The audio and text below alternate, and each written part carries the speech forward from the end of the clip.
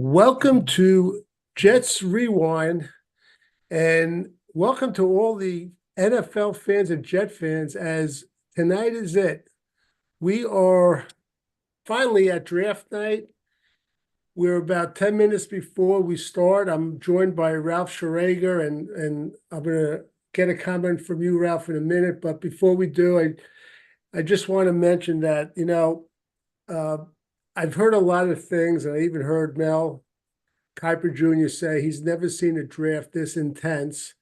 And I was thinking, Ralph, the other day, is it that it's just becoming such fan friendly, or is it just that there are so many more media outlets now that every day we're inundated with everything from rumors to rankings of individual players, or is it a combination of both, Ralph? It's both, Marty. And the thing I was thinking, and maybe you can correct me if I'm wrong, but other than the Super Bowl, I think this is the biggest day of the year in the NFL.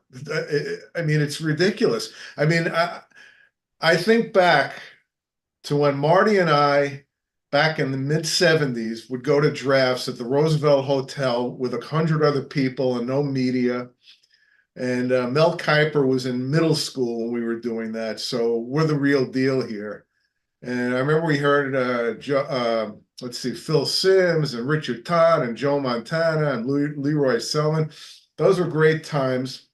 You'd sit there, and if you got up to go to the bathroom, you gave up your seat to someone else. So fortunately, we were young and we had strong bladders. But the way this thing has grown is insane, and a lot of it is since the computer age, and there's so much information out there that everyone's got an opinion now and everyone can see all the films. So I think it's great, but I kind of miss the days when it was in New York.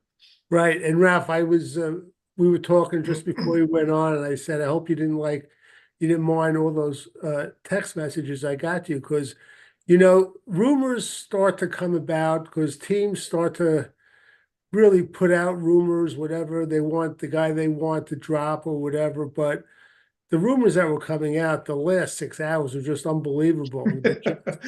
People got to And say something, it's ridiculous. But I'll say this.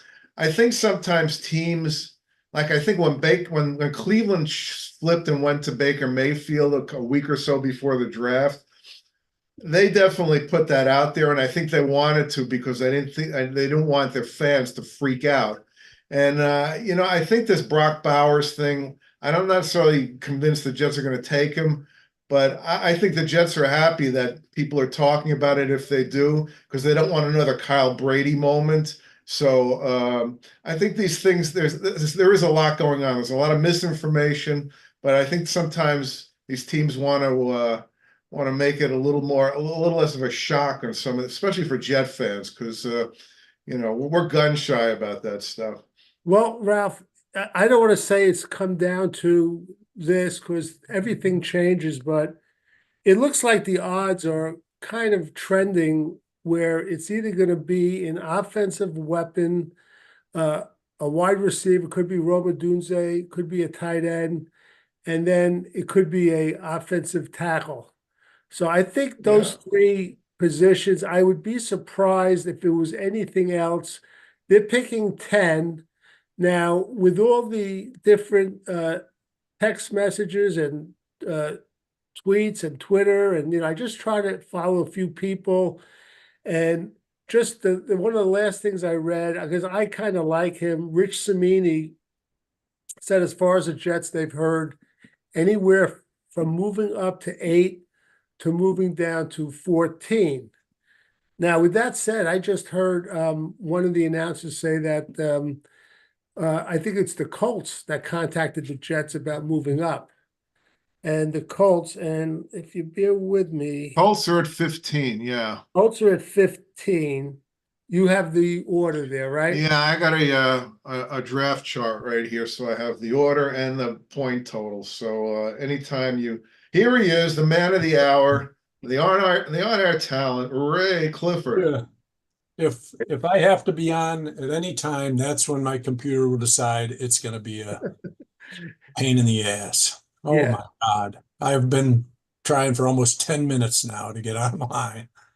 Right. It Okay. was on a little while ago. I didn't even turn it off. I had it in sleep mode, so it should start right up.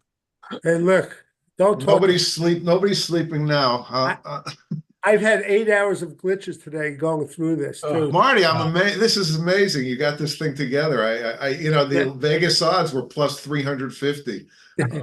Well, leave it to my wife, who's a lot more technical savvy than me. Yes, Elaine. When I say I can't put a plug in or turn on a computer, she knew exactly what to do, and I hope you guys are seeing what I Ralph am seeing it. Yeah, I'm seeing it perfectly. This is great. Thank you, Elaine. which is good, yeah. Which makes it. I know Ray was a little concerned about seeing it. I Now, was, and then I found out it's going to be on the local station. I thought it was on ESPN only. oh, okay. But it will be Yeah. on local. Now, I hope you guys don't mind. I'll yield to you, but I got the ESPN on because I like Mel Kiper. Yeah, I'm a Mel guy too. All right, so we'll do that. But they're going to start the clock in a few minutes, and Well, Ray just I think yeah, about 15 after, I guess. Yeah, you won't see the first pick till at least quarter. He's got to talk some BS first. Yeah. right, yeah. But Ray, you just came on, and I was mentioning to Ralph that the odds are trending towards an offensive weapon, tight end, wide receiver, Rome Odunze, or an offensive tackle. Can you see, is there any possibility that would be anything other than those three? And don't say edge pass rusher. Well, I think we've collected all of those we can handle for this year, but I can't see it. But I'd be actually pretty upset if it was. I mean, we have a defense that's fairly well set. I mean, the adding to that would just be, adding on top of what you already have, which is plenty, to avoiding what we need. But that would be, that wouldn't surprise me in the long run. Yeah. Now this week, as everyone knows, they got rid of Zach Wilson. And Ralph, you know who's the first one to tell me about it? I got a text message from Jack Cadero down in Tyler, Texas. Really? What's his interest in Zach Wilson? Well, Jack is a big Dallas fan, but I think by osmosis with me, he likes the Jets also. So he listens to Jets Rewind all the time too. So were you guys surprised at all by the package? I'll start with Ralph, or is that about what you expected considering what they got from Mac Jones and Justin Fields? I was very pleased with it. Just to get him out of the building, even though I wish him well. And unlike a lot of Jet fans who don't wish him well, I hope he does well. I really do, because I still like his talent. And but I think they came out okay. They really did. Right. They're paying half the salary. How about you, Ray? Any surprise with that? I was happy with anything. So, I had said during shows I'd take a bag of balls. Bag of balls for that.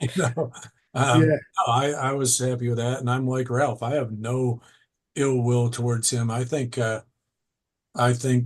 Jets management and coaching staff has as much to do with his struggles as he does. I don't think he was ready to start, and so I think going somewhere where he can sit back and maybe learn from a good quarterback coach. Well, they don't have any right now unless they draft someone. They've got Jarrett Stidham, and he could beat out Jarrett Stidham possibly. Good. I think they will draft somebody. Actually, I think they're one of the ones that I think might trade up. Well, I would think so. But you know what? Yeah, Marty, I just wanted to say I forgot. That little contest that I had. We can do it anyway without t-shirt. I think it's interesting if we each give our ideas, because the more I think about it, the contest, by the way, is we're going to pick the number that three players are drafted at: JJ McCarthy, Penix, and Nix, because those guys could be anywhere, and the more I think about it, the higher and higher Penix is getting in my head. Like he's like approaching like low teens right now. Oh yeah. Right. Yeah. And we're starting to get a few viewers. So This is our first live stream, and bear with us. And if you have anything you want to put on the chat, I don't know really how it works 100%, but you could start putting stuff in. We'll be happy to answer questions. You could even ask Ralph who writes his jokes. We would love that. But Ray.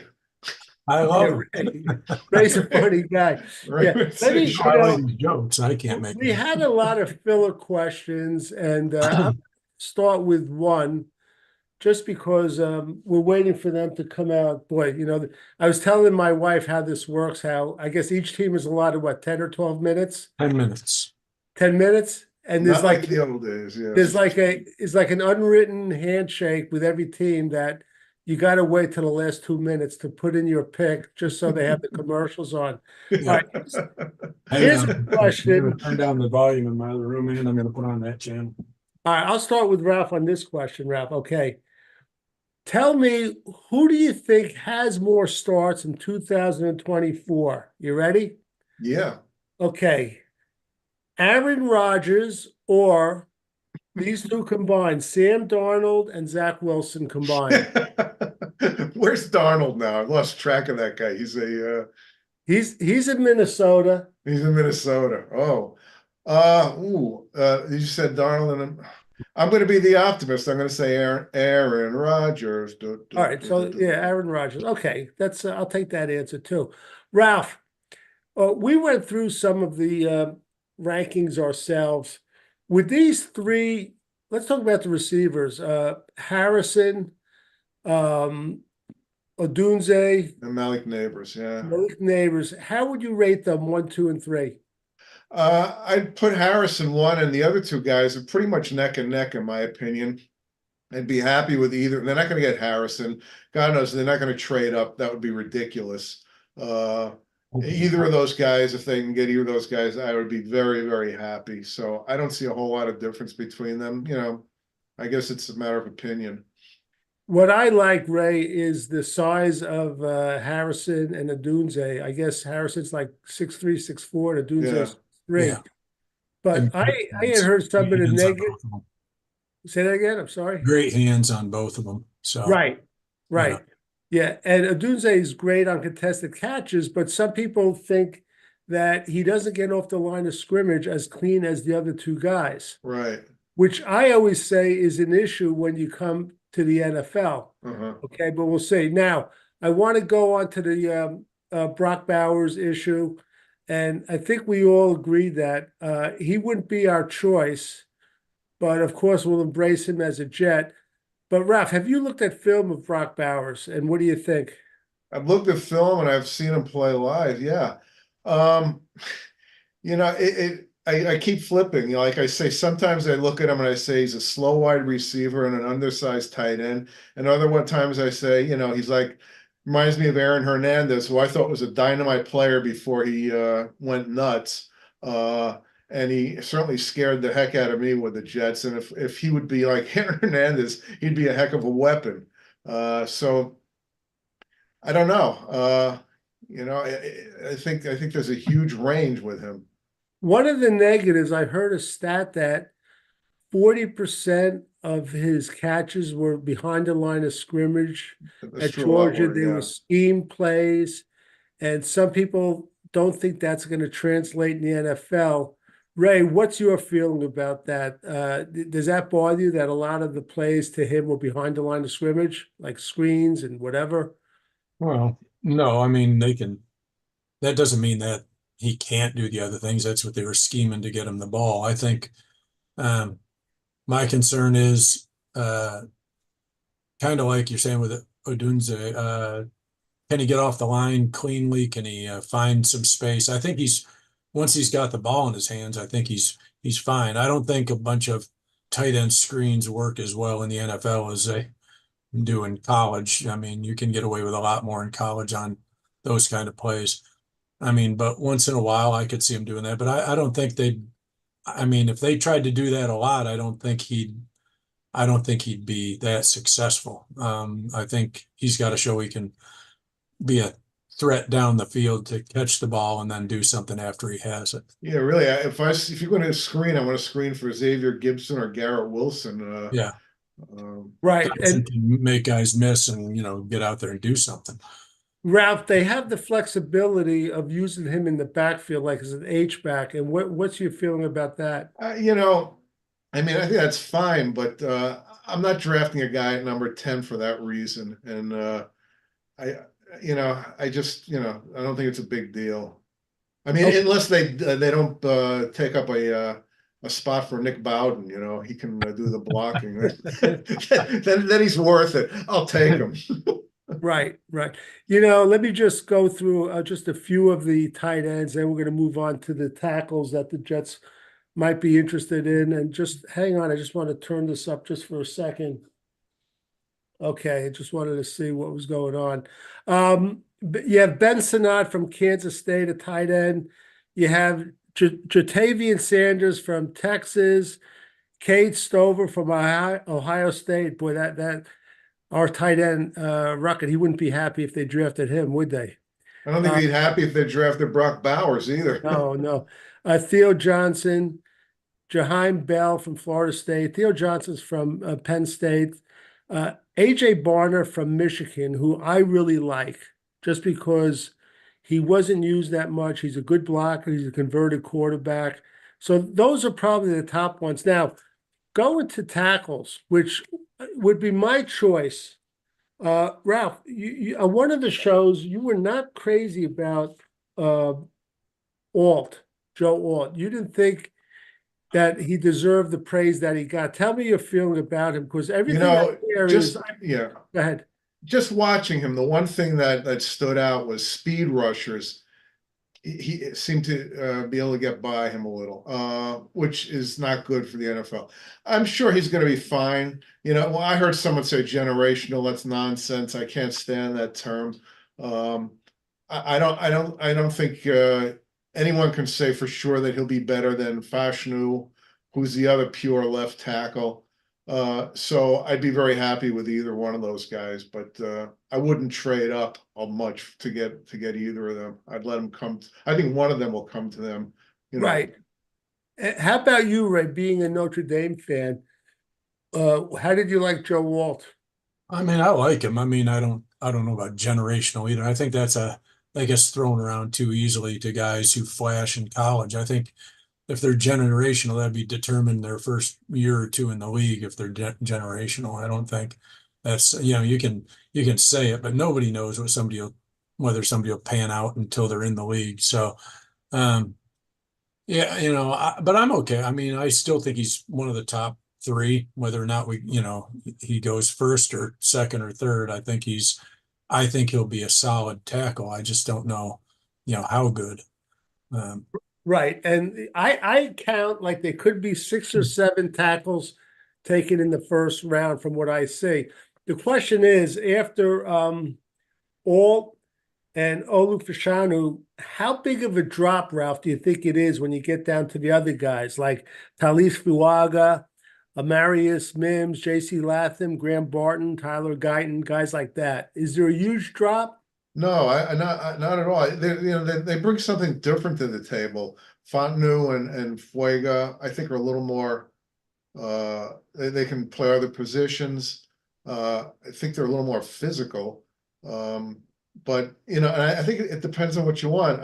I know Joe Douglas really likes flexibility, which is why I think he's going to get one of the other two guys. But who knows? But I don't think there's a big drop off at all. Okay, and we spoke about it too. I mean, if you had your druthers, Ray, would you like him to like trade down to like 12, 13, or 14? I mentioned to Ralph before you came on the air that apparently the Colts are in contact with the Jets about moving up from 15 to 10. Yeah, they've heard that for a while. I think they were thinking Brock Bowers they want. Is that what you've heard? I've heard that too. Yeah, Yeah. I've heard that also. I have a feeling, Ray, that he's going to hold tight until he sees if Rome Odunze is Absolutely available. yeah. That's what I think. I don't think he's going to do anything till right before his pick. What's your take on that, Ray? Well, I'm not going to say that I have any idea who Joe is planning on picking, but I don't you know, I don't think he should do anything until he has an idea who will be there. Because if it's somebody he really wants, I don't want him trading back and losing him. But on the other hand, if it's the right price and he isn't really set on anybody, I think at 15 we can get pretty much, whatever. They could definitely get a tackle. What you asked Ralph, I think they'll all be gone by maybe the early 20s, but beyond that, maybe even before 20. Beyond that, I think a tackle's available for us. I think at 15 you might be able to get Brian Thomas too, which I would That's be true too. That's very, very happy to Who was trade back. underrated, I think. What? Was underrated, I think, as far as Yeah. ahead. Like Hold on just a second. be able to get back and get some more draft capital and get Brian Thomas, I'd be ecstatic. They could get a solid tackle in in the second round. They probably would be a late second round, but that would be fine with me. I like this guy, and I think he could be had like in the late teens and the early 20s. This guy, Graham Barton from Duke, I think he's played a few different positions. Yeah, he has. And I know some people have him penciled in at guard, but I'm not sure that might not be his best position. And I could see him at tackle too. Ralph, what have you heard about him? And yeah, that's pretty much what you just said. And right. you don't know with these guys. He might be a fine tackle. Mims will be up there in that part of the round, and Latham is gaining a lot of traction. We talk about the three Fs, but I think Latham might go before one or two of those three Fs. Some teams really like him, and if one of them has got the opportunity, that could change things too. Oh wait, here's a trade. Hold on. They didn't trade the first pick though, right? Well, that was last year. It's last year. It's last year's pick. Sorry, you guys could keep that in me. As soon as I saw first pick, I'm like, no way. And then I saw As Carolina. long as I didn't see Jets there, it was okay. It's funny. We go through all this. And we say it all the time, but it just comes down to like it's such a crapshoot. It's just unbelievable. It is, and they put in so much time and money scouting these guys. And I don't know if you saw that chart that Adam Schefter printed that this guy investigated. I saw it, and I don't really like the basis of it. I thought it was kind of flawed, but it's flawed because and just for the fans out there, Jets Rewind, somebody drew a chart about the different positions and who signed a second contract with their own team. Which is supposed to reflect that it was a successful pick. Right. But it doesn't all the time, obviously. That is always true. And the number one position that re-signed was the offensive tackle, and the number one position that didn't re-sign was wide receiver. Which makes sense to me because wide receivers are such divas that the teams probably want to get rid of half of them because they're headaches. Is Justin Jefferson signed yet? Because or is he still looking to be traded? No, he's not signed, and they just signed the player from Detroit, the wide receiver. Detroit did? St. Brown, yeah. What a pick that was. Justin Jefferson is a perfect example. A guy, I mean, whether he signs with them or not, he was a phenomenal pick, so I didn't like that chart, but I understand what he's going after. Ralph, you'll like this. There was a clip going around on when Minnesota, the year they got Justin Jefferson, right before that, Philadelphia chose that other receiver who's really fast. Yeah. And the executives from Minnesota, they showed Phil, they were laughing when they took him. What was his name? Reed or no, I think it started with an A, like AJ Brown? No, it was like Aggie or something like that. I always forget. But he's very forgettable. Yeah, he was like from TCU. He was a sort of a they're on the clock, guys. Yeah. Chicago. So listen, I did a little research, and if you're a Chicago Bear fan, you can listen to this. Since the beginning of the common draft in 67, how many quarterbacks do you think have been the first pick in the draft? That's like 57 years worth. For the Chicago Bears? No, in the whole draft, 57 years. How many quarterbacks have been I the see. number one pick? Yeah, Number one pick, yeah, 57 years? yeah. Sounds like a Ray question, but Just throw out a number. It's not that important. 28. 35. It's 24. Oh, And most of them have been like in the last 2 decades, when we've gone Yeah. quarterback crazy. Anyway, Wow. I went through the 24 and rated them either successes or failures with their first team, and I came out a little more better than I thought. 16 successes and 8 failures. I mean, a guy like Vinny Testaverde, even though he had a good career, he was a failure on his first team. So to give you an idea of what I was doing. So I guess he's got a 2 out of 3 chance, although the jury's still out on obviously the guy last year, Young, and DJ Stroud, even though he wasn't the number well, he one. was number one, yeah. But yeah, it is still out on Stroud too. Yeah, I mean, let's he face had a it, great yeah, year, but that doesn't mean. yeah. I mean, look at Justin Herbert. He had that historic rookie year, and Yeah. I don't think he's actually matched it since then, has he? I mean, he's had some good years, Right. but Yeah, I think his coach was an idiot. So yeah, that was a mistake. I thought Anthony Lynn was doing quite well with them. I don't know why they made that change. yeah. There was a good story. Ray is going to love this one. And it was Greg Williams who was telling it. So I don't know credibility. He insists this is what happened. When he was with the Browns, they were debating who they should take with their first pick, either Myles Garrett or Mitch Trubisky. And he said they were arguing for 2.5 hours. Greg Williams was saying he wasn't budging. And they decided on Trubisky. And Greg Williams says, before you do, he got up and he said, I just want to tell you, if you draft that guy over Myles Garrett, I will hold a press conference after the draft and say exactly what happened here. And they ended up changing. They listened to him. If the story is true, it's a good story. It is.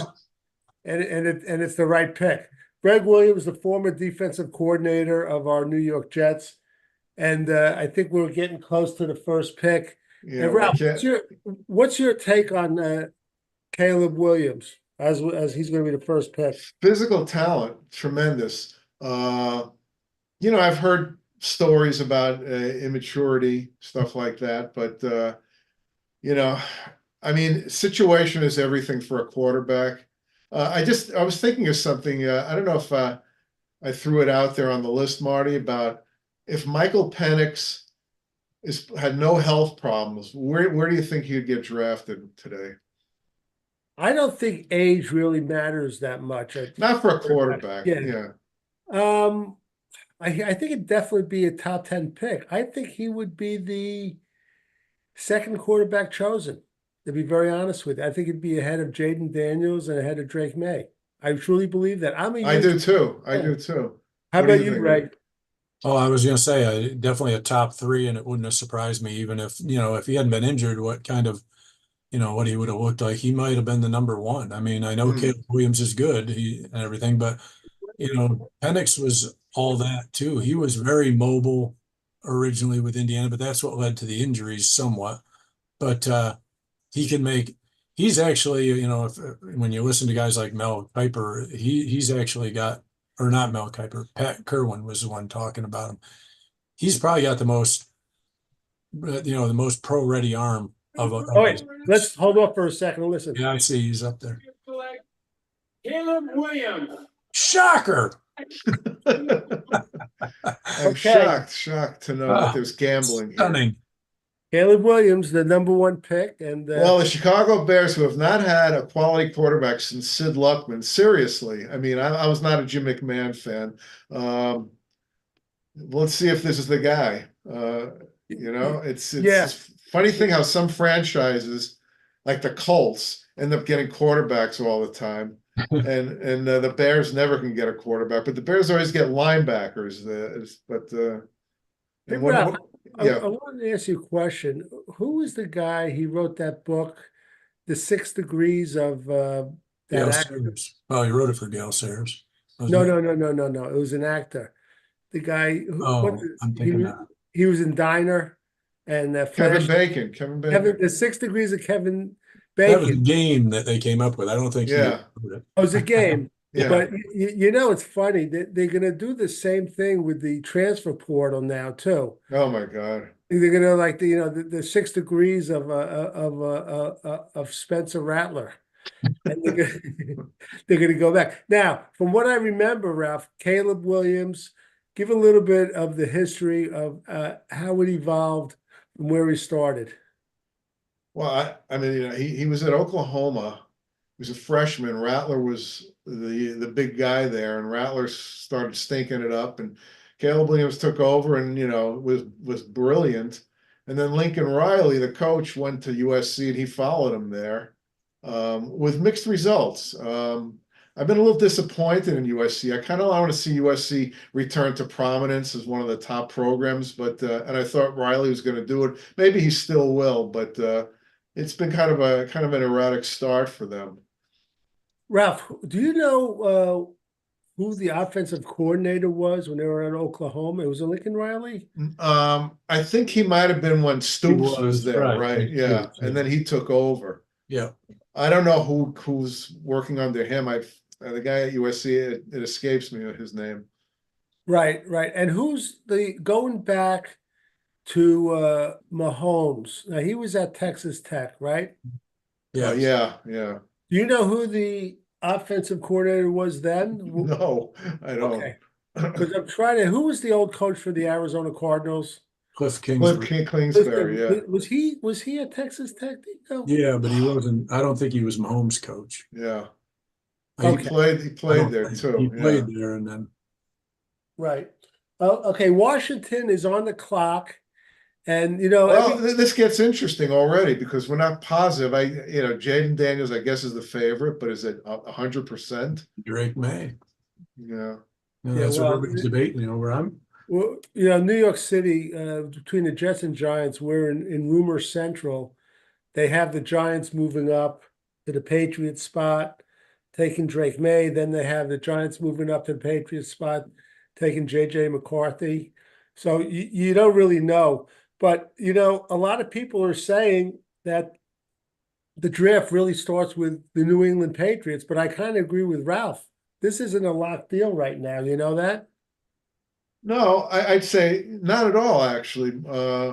Obviously, he's been trending, but he's been trending because everyone else sees him trending. So, it sort of builds on itself. By the way, it's 32-27 Knicks early in the second quarter. There you go.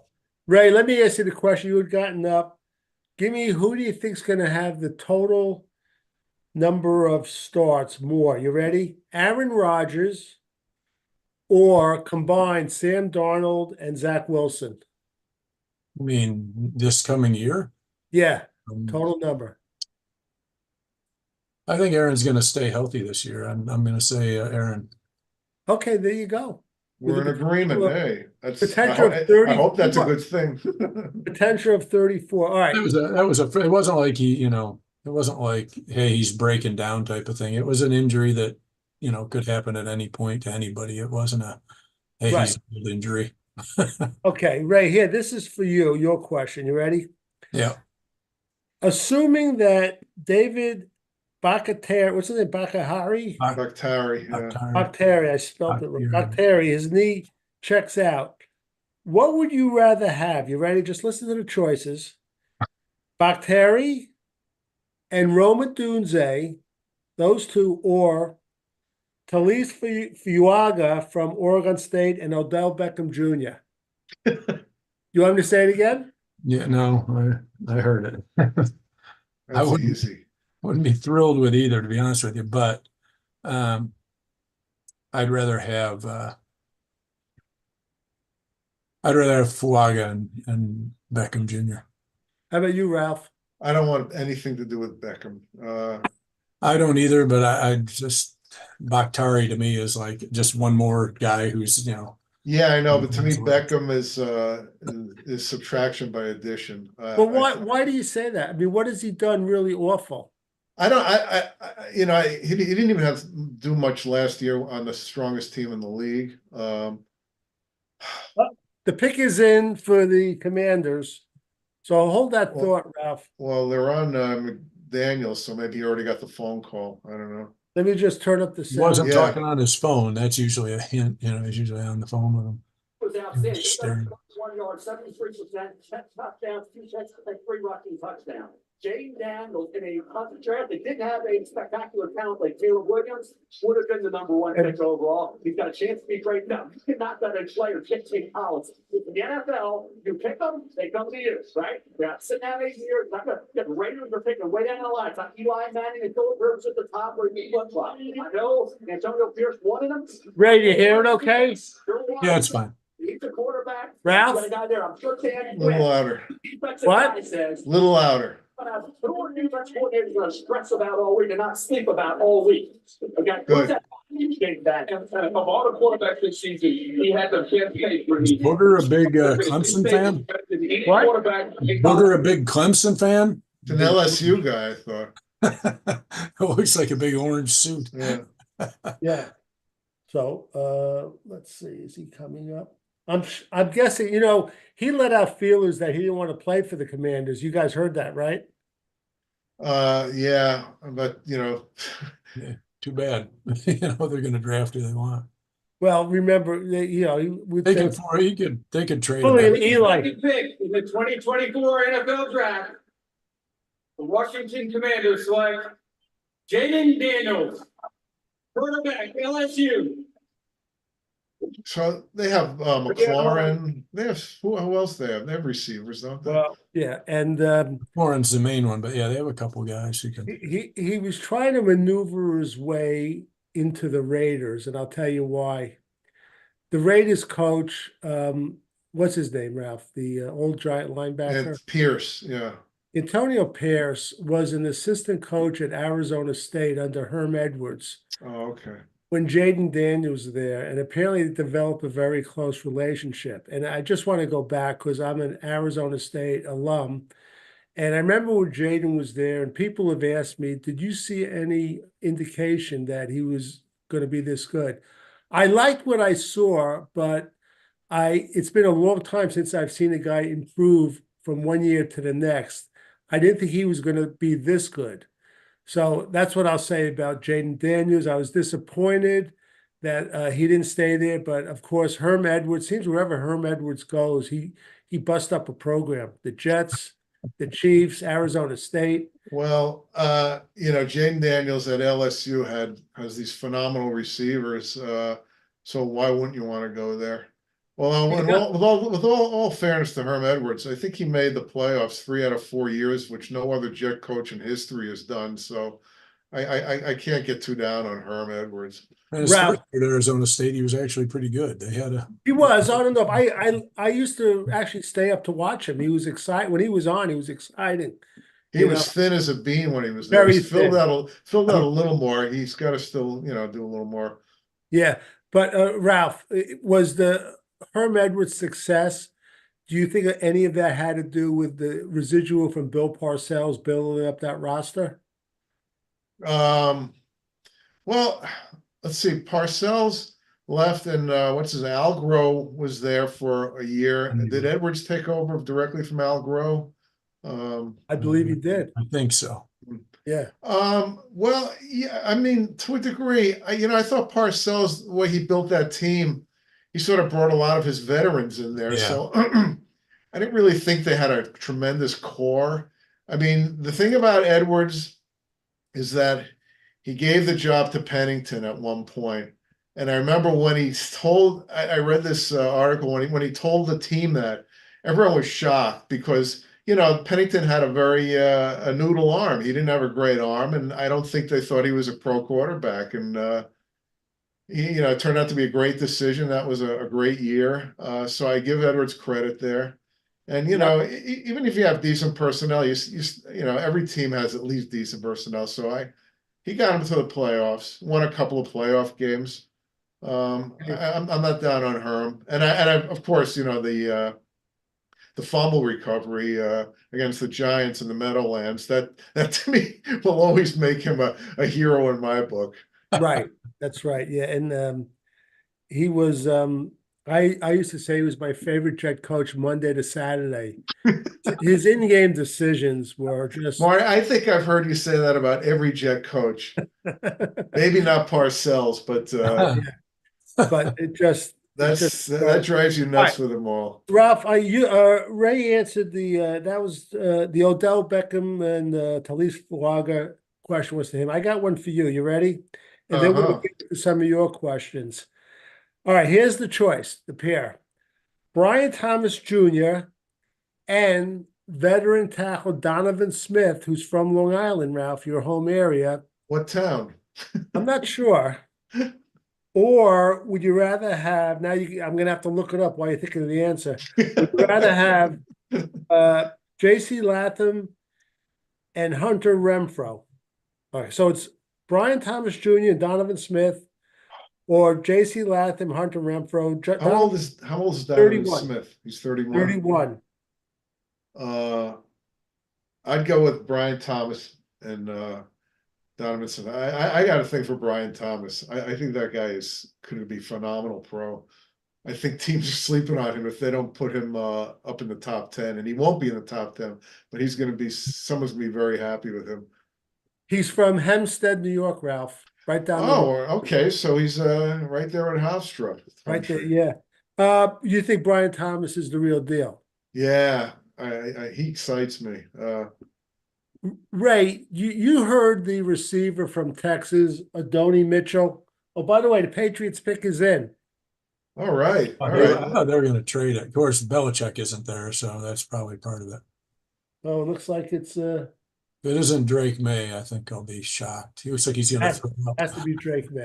He doesn't look too happy. He looked like he was going to hurl. Yeah. That would be a first. Well, didn't Joe McKnight do that when he got drafted? Well, yeah, you heard the Jets calling. Yeah. Yeah. So Ralph, oh wait, Ray, I started telling you, Adonai Mitchell, the brilliant wide receiver from Texas. Have you followed this guy? Because I mean, I know who it is. I haven't really. Here comes the pick. Problem is, and Ralph might know about it. Here comes the pick. Oh wait. In the 2024 NFL Draft, the New England Patriots select Drake May. What are you going? North Carolina. Well, I can tell you right now, they got Jacoby Brissett. They better sit this guy for at least a year, or they're going to make a mistake because that team is not in good shape. Right. And we have no idea whether Gerard Mayo knows how to coach. Well, Ralph, if that's the case, do you think that Caleb Williams, how soon before you think he starts a game, or he's going to start right away? It's always a lot of pressure. Who else is there now? Who's the backup at the moment? If Caleb Williams doesn't start, then who's the guy right now? Hang on. I think he'll start, and I do too. he's young. Let's see. I don't think. Hold on just a second. Let me just see. I mean, the Bears are building a nice team. They have some pretty good personnel. They are. They seem to be. That's why Rome Odunze might be going at 9. Right. I heard they have decent receivers, don't they? I believe. Hang on, guys. Quarterbacks. The kid from Penn State, yeah. Ralph's favorite, Tyson Bagent. And Tyson Bagent, yeah. Brett Ripien, former New York. They took no, I think Caleb Williams would be third on the depth chart. Now, as far as wide receivers, they have DJ Moore. Yeah. Who's very good. Tyler Scott and Keenan Allen. Oh, okay. They picked up Keenan Allen. Yeah, so they're set. Yeah. They're not in bad shape. As why am I open watching the Max documentary? Does somebody have something on? Yeah, I just turned off. Came on accidentally. Okay, that's all right. By the way, Arizona is on the clock right now, so we'll see what's going on. Arizona. All right, here's well, they're going for Marvin Harrison. Isn't that supposed to be the chalk pick? They don't trade it. They could get a boatload if they trade. Yeah, if they're gonna. They could. I'm ready to sneeze, so I'll wait a minute. Who's cheering there? So if they take that's Drake Bay's high school. Oh, okay. If they take Harrison. Marvin Harrison, San Diego or the LA Chargers will not take all because they have a left tackle already. No, they're going to And, go Rash- with, So they'll probably go with Neighbors, unless Take they Neighbors? trade. I've Yeah, seen, several mocks saying they take Neighbors. unless they trade, I hear that they want to, they do want to move out, but obviously the price has to be right. So Well, Ralph, that's Jim Harbaugh, right? Yep. Jim Harbaugh is huge on running the ball. Why wouldn't he take a tackle on the other side? Well, because I think they'd be seen as overpicking. The other side would be like Fuega. If they think he's the fifth best player in the draft and he fits them perfectly, then that's fine. But don't Look at all forget these picks, Ralph. You see that? They had all the first round quarterback picks to the Patriots. I know they lost Mike Williams and they lost Keenan Allen, so they need a receiver. I mean, it's pretty obvious. They're going to take a receiver unless they trade out, and I don't know why they would. Yeah. All right. So you think Arizona is going to take Harrison? If they keep the pick, they'll take Harrison. San Diego takes Neighbors. Then the Giants, they're the wild card. They are the real wild card here.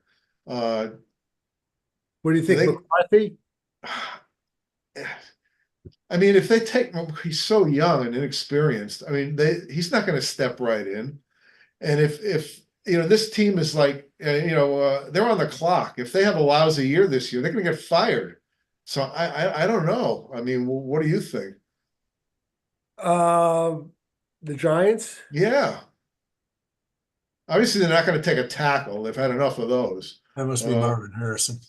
Yeah. On the screen.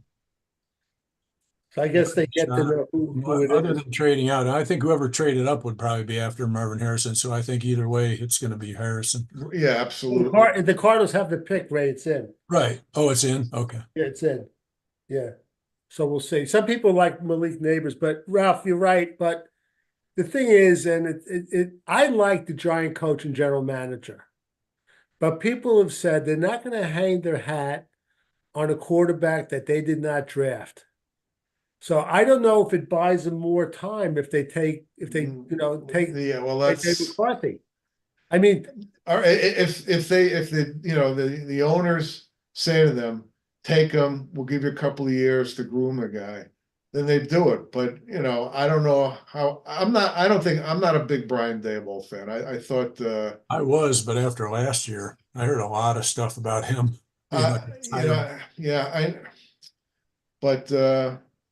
Well, I think things are trending for the Jets. It's just the way it's going. It's going according to plan. It is going according to here. He's up, Marty. All right, hold on. Draft. The Arizona Cardinals select Marvin Harrison Jr. So far, everything's gone chalk. Yeah, Marvin Harrison Jr. Ray, could you give us a little scouting report on Marvin Harrison? Because you're over in Ohio. You're a big guy fan. Big physical, but not like the most physical guy you're going to see. But he can make all the catches. He runs really good routes. He's fast. He's not blazing like some of these guys, but he's definitely not slow. He'll go over the middle. He can make all the tough catches. He ran like a 4.39. I thought he was. I don't know what he ran, but I mean he's not slow by any means. No. He's not like whatever his name was there out of Texas that blew everybody away or. Right, and he's got tremendous height. He's got you know what he can adjust to the ball like you just saw. He can adjust to any throw. You know what I'll say about Marvin Harrison. When you look at the other top receivers, Neighbors, Odunze, Thomas, and even the Texas guys, they had legitimate, potentially pro quarterbacks. Harrison did not. His guy was, to me, an ordinary college quarterback. I don't know how you feel about it, Ray. Who was it then? Oh, yeah. It was his teammate in high school. It was. Oh, really? I didn't realize that. Yeah. Who? Give me a name. Who was the quarterback? He transferred to Syracuse because they wouldn't guarantee that he'll be the starter this year. And now I blanked on his name. But okay. Anyway, the point is the other guys had elite quarterbacks, and also Kyle McCord. That's right. Yeah. Yeah, okay, just so we know, the LA Chargers are on the clock. Any predictions, Ralph? Are you gonna say Malik If they, Neighbors? yeah, definitely Malik Neighbors unless they trade. Will you be unhappy, Ray, if the Jets do get Joe Alt? Because I think Ralph has his question about that. But how do you? I wouldn't be if they didn't if he landed at 10, Yeah, that would be fine with me. I How I'd think, about like you, to I Ray? think he's just saying he showed that he's not like they're trying to make him sound like he's this perfect tackle, and who knows till he gets there. He might have his weaknesses like anybody else, and yeah, I'd be happy with him. But he's, I'll be happy with just about any of the guys we've named. But yeah. that doesn't mean I don't have questions or I'm gonna have to. It's like Bowers the way they're talking about him, and I'm like, okay, if we get him, that's great. But Plug and play, he's a weapon, yada yada yeah, yada. Yeah, it's yeah. like nobody is guaranteed to play well their No. rookie year. Well, It's yeah, and tight ends we talked about like Kyle Pitts, who had a pretty good rookie year, and in all fairness to him on Atlanta, he hasn't had a really good quarterback. exactly. So, well, his rookie year he had Matt Ryan, and then after that, you can see how important a quarterback is to everyone, all the receivers. You're seeing these catches that Harrison makes, and Yeah, that's no. Marty. One of That's the no joke. questions. Yeah, oh, sorry, Ray. Oh no, I was just saying that's no joke. He'll fight guys off and make one-handed catches while he's fighting the defender off. He Yeah, he can make all the catches. one of the questions I wrote, which I find interesting because, Aaron Rodgers does not have a history of overusing his tight ends. He never had, one that was like a Pro Bowl star. I don't know, maybe one slipped in there. But what I wanted to know is, do you think Joe Douglas has consulted at all with Aaron Rodgers about the possibility of getting a tight end and whether he would be able to use him to the most benefit? Because when you spend a number 10 pick on him, you got to make a plan for this guy. What do you think? I have no doubt they ran it by him, but I don't think they're going like, okay, do you want him or not type of thing. I don't think it's like Aaron's choice, but I have no doubt they ran it by him and said, what do you think about this? Do you think he's something you're going to use? Or, and if I were them, I'd run it by him just like you said. You don't have a history of really using tight ends a lot. Do you think it'd be more beneficial if we went with a wide receiver or a tackle or, something like that? I'd see what he says, but bottom line's got to be their decision because Right. they got Yeah. to think ahead. I'll tell you what should have happened. What should have happened is Woody Johnson should have called Aaron Rodgers into his office, just those two, and said, "Look, we want to win a Super Bowl with you, but I want to tell you what's going to happen. We listened to you on Randall Cobb. We listened to you on who's the other receiver that dropped all the balls? Lazard. Yeah. So, Zard. We listened to who's the quarterback that shouldn't be in the NFL. Boyle. Well, you think that was him or Hackett too? Don't forget. I listen. I think a lot of it was him, but I would say we're going to do what's best for this organization, and it's going to be best for you as long as you're with this organization. And I would say, look, if it's a quarterback, it's a quarterback, but we're going to do what's best for the organization because remember what happened with Aaron Rodgers with Green Bay when they took Love. And that's what should happen. Now, what Ralph said is, did he run it by him? I think he probably did. Everybody says like, Aaron Rodgers is the general manager there. Yeah. And I don't know. I think it's partially true, but I don't know to what degree it is true. I don't think it's true to a degree, any much of degree, but I do think they would and should run that by him. yeah. But the one thing I said, we didn't bring it up. There's a guy they had on the team and player personnel, Rex Hogan. And he left, and I don't know if he left because he was the one that was leaking stuff to the press.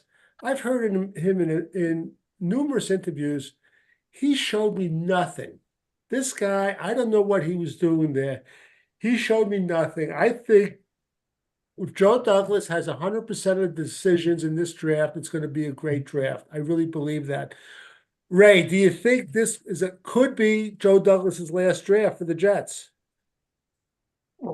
Yeah, no doubt it could be because they are in a win now mode. You think it will be? Huh? Will it be his last draft? Will it be? if I were to guess, I'd say,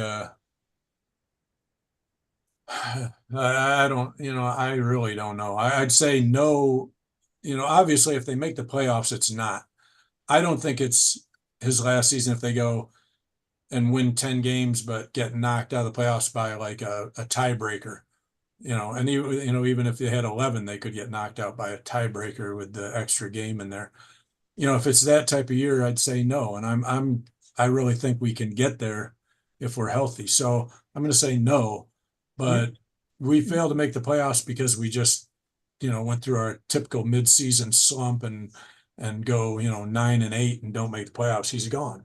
And I'd be Okay. shocked if he's not. How about you, Ralph?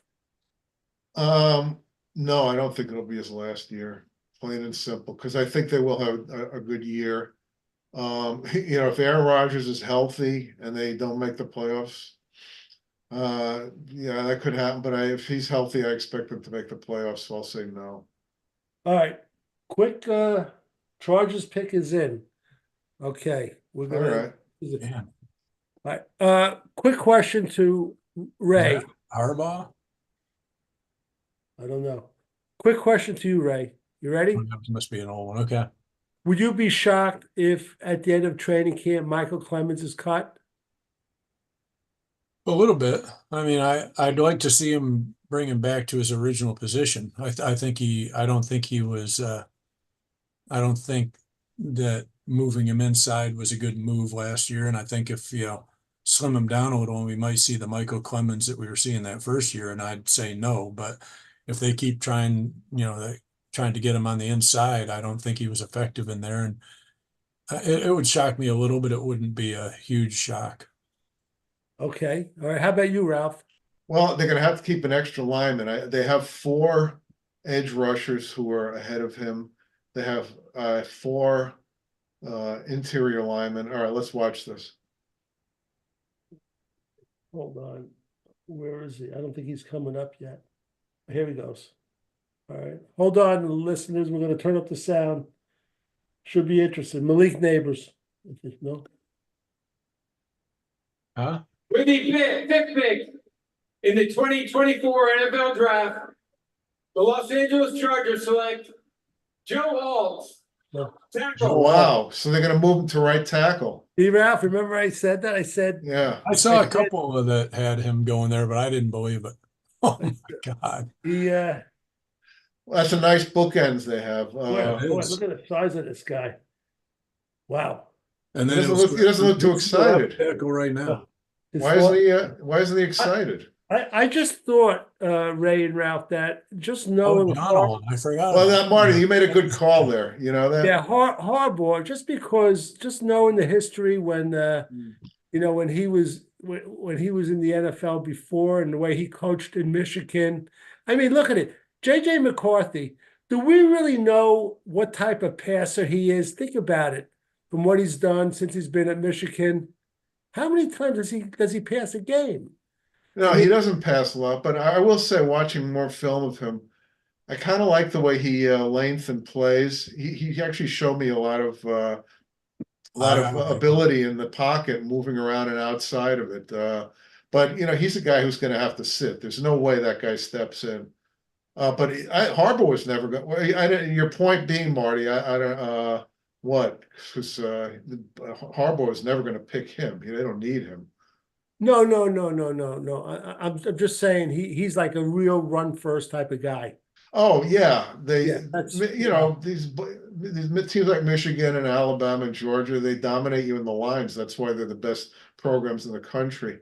Right. So yeah, I mean, did they lose Austin Eckler too? Yes, they did. See, they got a lot of they lost a lot of skill guys. Yeah. So, but I mean, if he's looking at it as a, basically like a rebuild, then I get it. Start with the line. Get your line set. Yeah, it's true. It's a good point. You know what's amazing to me? I think back to the Monday night Jets Charger game when the Chargers destroyed them. And then you look up at the end of the year and the Jets have a better record than the Chargers by 2 games. That's unbelievable. That team really fell apart.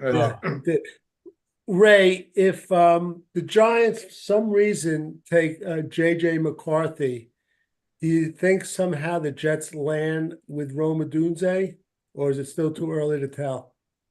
Well, it's definitely too early to tell because at some point I'm going to be shocked if there isn't a trade up in this in this for top 10. Yeah, I think if Rome Odunze is there at 8, I think they could it'll cost them 100 points, which would be their third round. Wait a minute, which would be their fourth round pick. I think both of their fourth round picks add up to 100. Right. Okay. The pick is in. Are you comfortable with that? Am I? Rome Odunze, both fours. Um, If we could land a lineman in the third, I mean, there's a big drop. If remember what I said, this is a top-heavy offensive line draft. and receiver draft. They could. But Ralph, you could That's get a receiver. better receiver in the third round than you can get. That's what I'm saying. Yeah, I agree Yes. with you. Yeah. Yeah. So it's tough. It's tough. But listen, these guys are fighting for their jobs.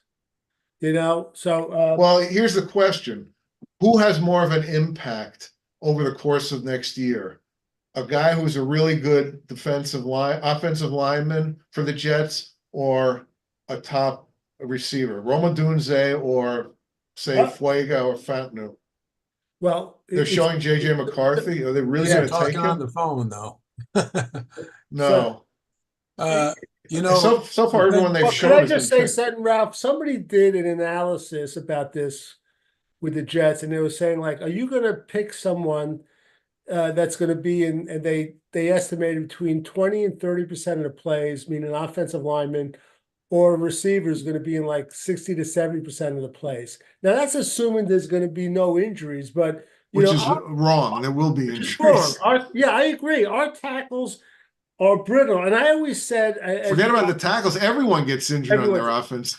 and I repeated throughout the year that when teams carry like 7, 8, or 9 linemen, offensive linemen, I want the Jets to carry 10 until this thing gets straightened out. Here, But all right. we This go. here we go. New York folks. Giants select Malik Neighbors, Oh, Neighbors. wide receiver, LSU. oh, Remember, too, the other year. Okay, this is good for the Jets, though. This is McCarthy good. drops. The more McCarthy drops, the better it is. On the board as you. oh, wait. Well- Wow, say that again. Why is it good for the Jets? Well, because the teams are going to start getting antsy, and someone might, want to trade up.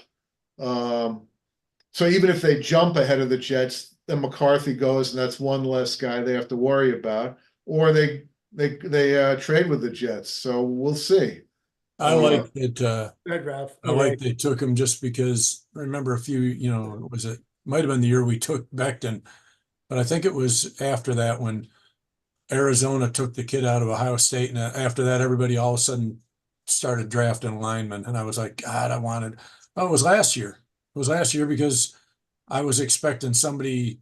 Even before we flipped, I thought there would be a couple they could choose from, and by the time the top 10 was over, we were down to hoping that Broderick Jones dropped to us, and then we flipped that damn pick, and that screwed that up.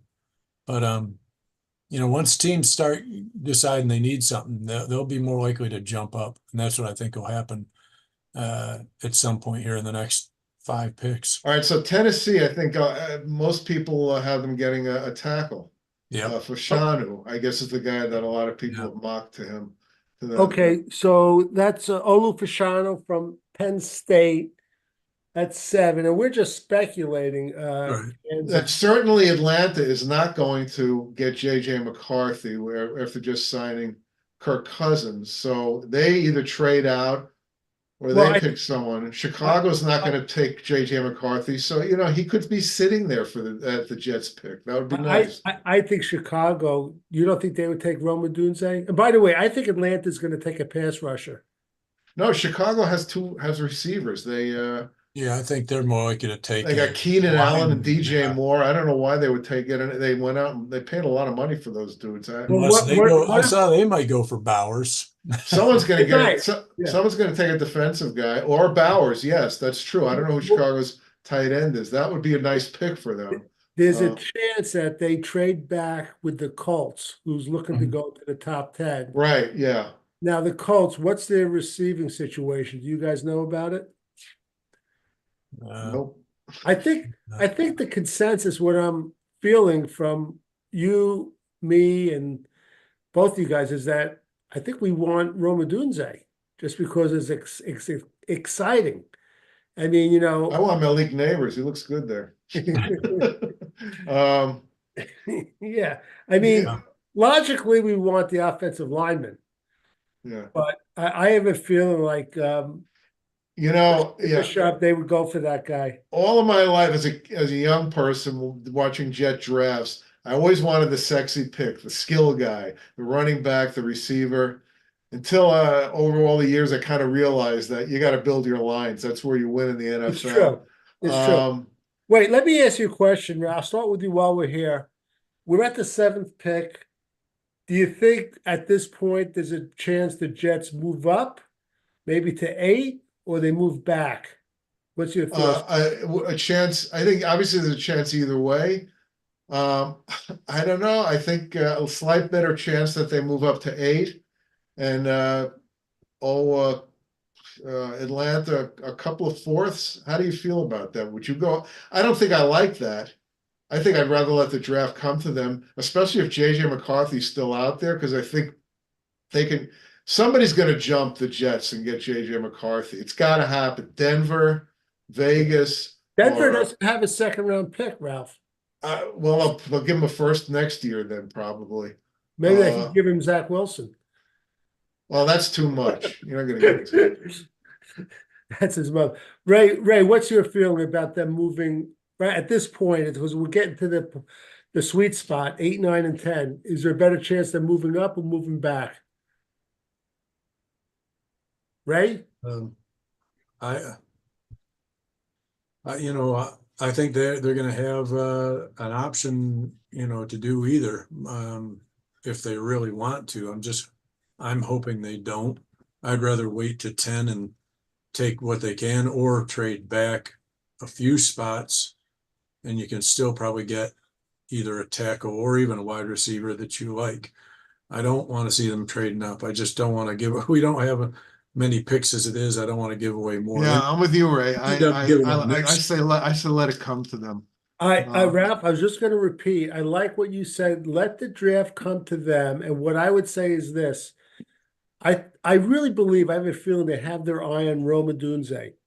Now, if he's taking in the next 3 picks, I think Joe Douglas, unless he's madly in love with Brock Bowers, he'll try to trade back and accumulate some picks. That's my feeling that I think it's going to happen. Ralph had a question. Ralph, I'm not even going to read this question. It says, I'll read it, but I don't understand it. What percentage chance would you give the Jets drafting defense with their 1st rounder? Are you kidding? Well, I have to throw it out there because people, I know Jet fans are paranoid going, he's probably going to take Dallas Turner, another edge. Yeah. Kool-Aid. I'll say 1% because, only death and taxes are guaranteed, right? I think there's 0% as long as Woody Allen has a say in it. Woody Allen, yeah. If Woody Allen has a say in it. Woody Johnson. Woody Allen has had a say in a few of our drafts. I think Woody Allen would be better off with him as the owner. I like that, yeah. All right, so Ray, what about you? Any chance of defense? By the way, the Titans pick is in. They have to squeeze in a commercial of Jets, Knicks up by 3.5. Okay, there you go. Ray, any thoughts? I'd like to say there's no chance, but with this group, how they seem to covet defense every day, all day, I'm not going to say 0. I'll say of course, you're never going to get Ray to go 100% on anything, right? That's probably not. but and as much as I would say no, I'm like, yeah, these guys love their edge rushers. They love their. Of course, it would be ridiculous. Well, Marty, you just asked about Michael Clemens. Yeah, Michael Clemens is the odd man out if they only keep 8 defensive linemen. If they're going to keep 9, he'll stay. But you're right, Marty. He might not make the roster, and they're not going to hide him on the on the whatchamacallit team, Practice squad. the practice I squad. don't So think he passed on there anyway. I was thinking about it. I mean, rookie year, he made a few good plays, but he's been a kind of a disappointment. I mean, if you want to say it's a sophomore slump and giving him another year, I would do it.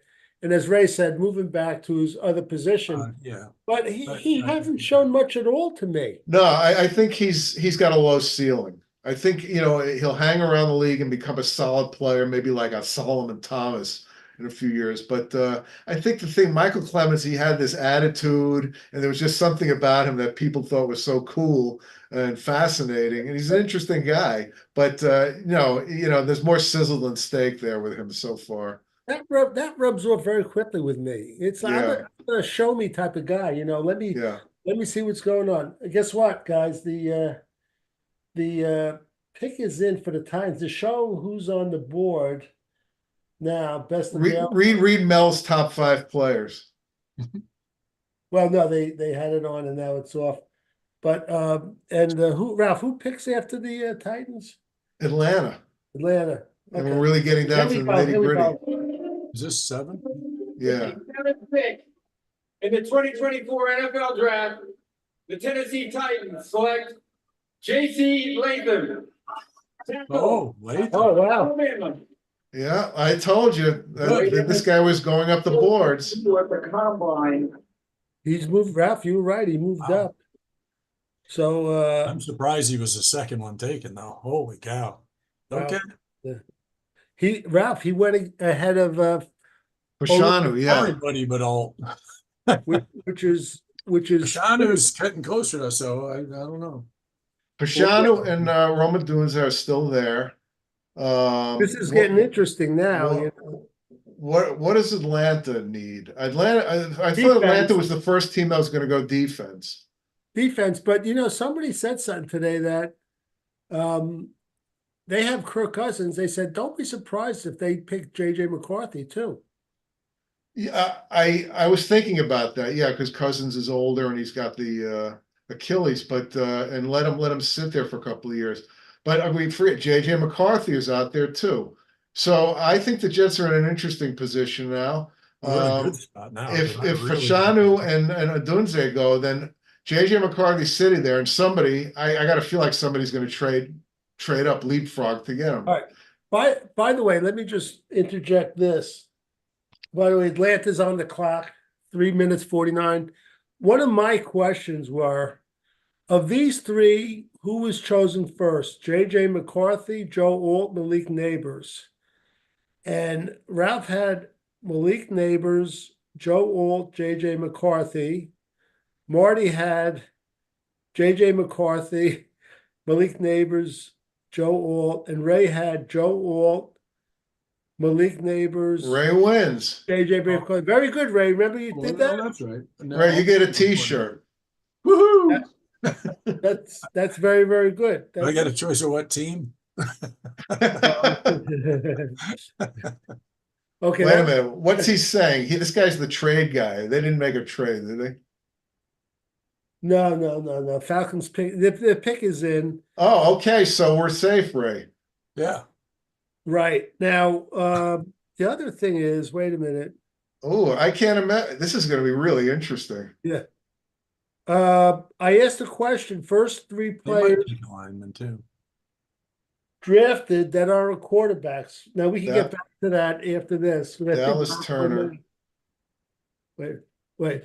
First 3 players drafted that are quarterbacks. Ralph said Harrison, Neighbors, and Alt. Ray said Harrison, Alt, Odunze. Marty said Harrison, Bowers, Neighbors. I think Ralph wins. So, all right, here it is, guys. If the Jets are afraid someone's going to leapfrog them with Chicago to get Odunze, say, it costs them 50 points, which would be 1 4th-round pick.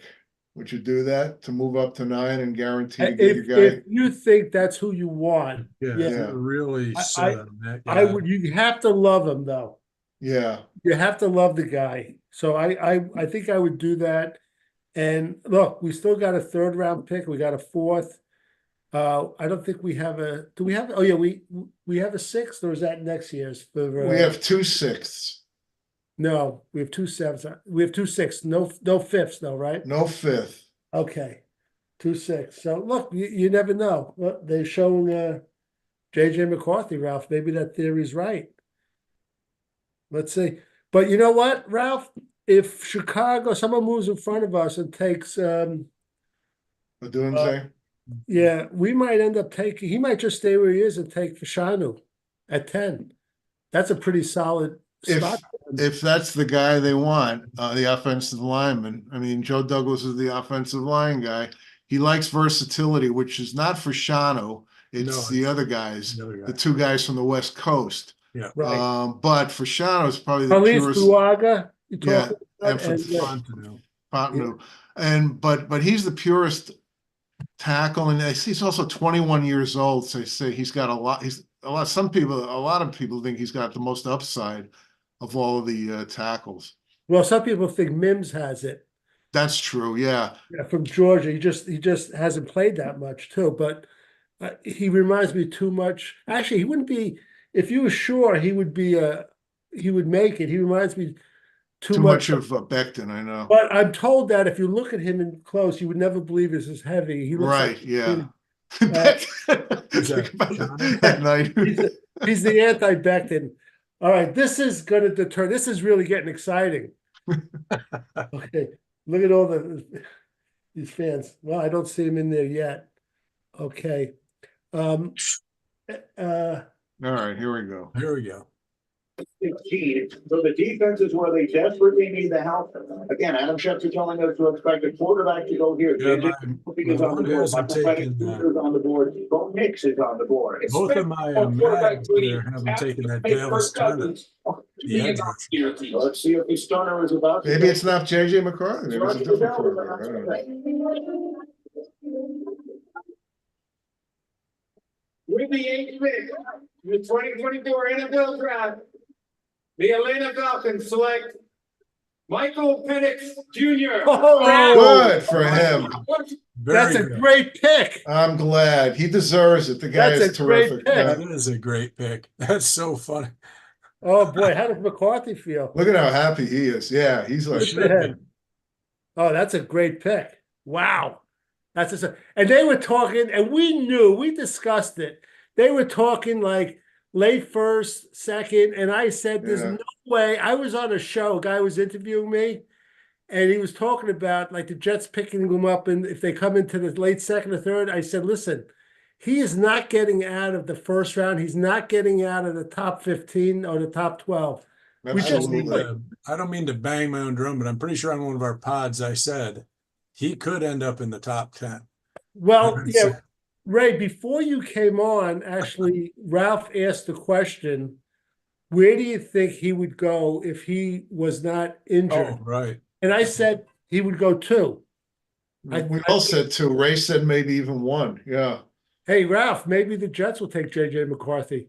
Oh, God. Yeah. Go try. Just what you want to do. Piss off Aaron Rodgers. Okay, we got draft. This is fascinating. So you got Odunze. You got Odunze. Chicago doesn't need a wide receiver. Chicago may trade this. Yes, that's the thing. They're not going to take him. But I think we're going to get Odunze, and we got. But if Chicago does trade, it could be for JJ McCarthy or Brock Bowers or Odunze. It would be for one of those 3. Wait a minute. Oh, Chicago ain't going to take JJ McCarthy. Chicago's not going to take McCarthy. I said if they trade, it'll. Yeah. If somebody moves up in front of the Jets. Yeah. Now, one thing I'll tell you, because I listened to a lot of Mel. Pick is in? Pick is in for the Bears. This is great. Wow. Commercial. Don't worry, they have a commercial. But I was listening to a lot of Mel Kiper guys. Yeah. He actually had Awesome. Odunze rated higher than Neighbors. Uh-huh. Crazy about him. Yeah. He thinks he's phenomenal. And I love Mel because last year, the year of the Zach draft, he said he had cupcake schedule. I don't like that pick. I don't like him as a quarterback. So, he gained a lot of respect. Yeah, Mel's made his mistakes, but I'll tell you another. I'll tell you another Mel that was a good one. The year Sam Darnold went, he had Josh Allen as the best quarterback in that draft. He did. Yeah. He did. And also he had who's the quarterback for the Titans? They got him in the second round. Oh, Will Levis, yeah, He loved Will Levis. He yeah, said after the first round, he said whoever gets Will Levis is getting a steal. And yeah. I think so far he's right. You know, I'm getting my phone's blowing up from Giant fans. Well, let's see. If someone moves up, I think the quarterback panic might start now. Hey, if they want to trade back, not that I want them to, but now would be if the Bears aren't trading it. Well, Unless they love either Fashanu or Odunze. they're going or- to take no, Ralph. Unless my feeling, Ray, unless they get a king's ransom, they'll take Odunze. That's my Well, the feeling. reason I say that, you're right. I mean, if they have somebody they absolutely want, then he's there for them now, depending on who, the Bears. Right. But they could drop back just a couple picks and still probably get one of They could. They can't get Odunze though. I don't No, think. probably not. But I think Probably not. The Colts they're might not set on Odunze, and maybe they do want to tackle. So, all right, if they drop back a couple of picks, that's worth like a fourth rounder and a fifth rounder. Is that worth it to you? To me, only if they aren't set on who's at 10. If they're set on who's at 10, take who's at 10. Don't chance losing them. Well, Ralph, I agree with Ray, and I'll tell you why. Oh wait, here we go. Like the ninth selection, here's This is it. about it. 59th pick in the 2024 NFL Draft, the Chicago Bears select Rome Odunze. I knew it. Hey, Not because I you thought guys they were told right. me they're not going to take a. I You said know, but they're it's, gonna I'm take a sitting there thinking receiver. it's going to say Odunze. I didn't think they would, but Oh, They told me no. Oh my God! All right, now they have to trade back. no, they don't. If they're set on one of the tackles or Brock Bowers, look, as far as I'm concerned, if they can get Brian Thomas, trade back a few stars, to me he's got a good chance as Rome Odunze of being a star. You think Maybe he so? will, maybe he won't, but I don't see why he wouldn't have as good a chance. Oh I will boy! say my buddy I work with, his dad was a former NFLer, and I work with him now. Trade alert! Oh, And the what's Jets that? traded. Jets made a trade. Minnesota. Minnesota. Two. Whoa! Or one. Is that one or two picks? One pick? One pick. Marvin Harrison and Marvin Harrison Senior in terms of what. So they're gonna Oh, Minnesota's and they gonna probably take. said, well, who are you taking? He's taking JJ McCarthy, Minnesota, Yeah, they're taking obviously. McCarthy. Well, that's what I was- Or Knicks. But what did we get? You got- Where's Minnesota? They're right behind us, 50. They give 50 points. That's either a No, late. Ralph, where are they in the draft? They have 2 picks. What number? Oh, it better be the one right behind him. Oh, that's true. They're at one right behind us and 23. Well, they're Come going on, to 23. 23, they'd have to give up the rest of their draft for. I'm writing it in right. So we're going to move to They're 11. going to move up one spot, and they're going to get probably a fourth round pick or well, let's see. Where do Minnesota have? Yeah, they'll get Minnesota's fourth round pick, which is a late fourth rounder. 43 points. Maybe get a sixth round pick or something with it. Okay. What I was gonna say before was that guy I work with. He's a Bears fan because he grew up in Chicago because of his dad. Let's hear what he's saying about the Rome, he trade. said Rome Odunze would be the. Oh wait, here, Mike Garofalo. The Jets get 11, 129 overall, and 157 overall. Yeah, that's what I said. For Yeah. just listen, for the 10th pick and 200 and the 203rd pick. Okay, fair enough. Yeah, that works out just right. So 129 is what, Ralph? 129 is like late fourth round, I guess. By the way, I wrote in JJ McCarthy already. Yeah, it's Could I- it's so no, this is good because now the Jets have some ammunition maybe to trade back into the second round the Yeah. other way. Ralph, You know. could I make a prediction? Yeah, I think they might move back again. I was thinking the same thing. If Brock Bowers is sitting there and someone wants him or for Shanu, Didn't yeah, you say the Colts are high on? Colts, yeah, the Colts were were inquiring to the Every Jets. time somebody takes a non-tackle, we can move back. But you know That's what, they Ray, want. Ray and Ralph, at this point, they got, let's see, one extra pick in the fourth, basically. Yeah, And that's at this Did we give point, them anything other than the 10th? yeah, we gave them like a, 200 all right, I'll Oh. go through it again, Ray. we gave them a Let's get- sixth. Listen, Ray, the Jets get the 11th, 129, which is the late four, Ralph, Yes, and they get 157. That has to which be- is 157, which is mid fifth. Oh, so they got a fifth round. Oh, that's great. So now they have 3/4 and a fifth and And then- 1/6. And he wants to go back in the second round. And they gave up the 10th and the 203rd. The 203rd is one of their six rounders, Ralph. Yes, it's the later one actually. All right. So- Give up so- Mr. Irrelevant. I want that one. No, but I'm going to tell you something. I know it's not a lot, but right now, I wouldn't be as upset if they drafted Brock Bowers at this point. I think I he won't got be upset. ammunition. I don't think, But if I they're set on a tackle, I think they could go back again and Yeah, they could go back. Yeah, well, you got so Minnesota's going to take JJ McCarthy. So then Right. it's down to if one of these other teams really wants Knicks. who's behind them, Ralph? Now the Jets. Go through the order. Denver is right after the Jets are at 11, Denver's at 12, Vegas 13, and New Orleans 14. Those three teams all need a quarterback, if I'm not mistaken. And who's Well, 15? New Orleans has Derek Carr. I don't know if The Raiders are Raiders and Denver. Raiders are what number?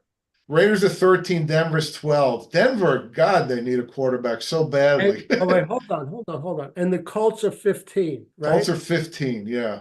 The Colts, I had heard some people say that they like Brock Bowers. Yeah, that's what I've heard, if it's true. that's what you say. So just curious, Ralph, going from 11 to 15, what's the chart say, the points? 200 points, which would translate to like a mid-third round pick.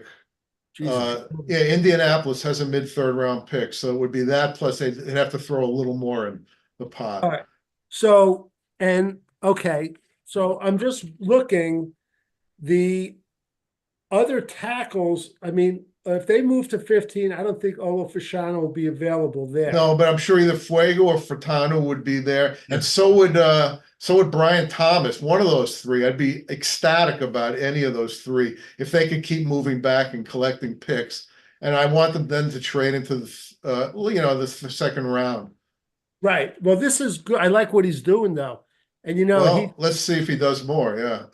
yeah, and what he's doing really, he's not like mortgaging the future, even though his job's on the line. He's staying to his his character. His character is to do what's best in the. Well, of course, we said let the draft come to him. We'll see where it's at. And Odunze got poached. So if Odunze wasn't picked, Ray and Marty, I assume you think he would have taken him. Oh yeah, I think so. I'm pretty sure they'll never admit it, but something will come Yeah, out. but like I said, I still like Brian Thomas. I think he's as good a chance of being a star as any of those guys. And Well, let's trade back again. That's what I want to do.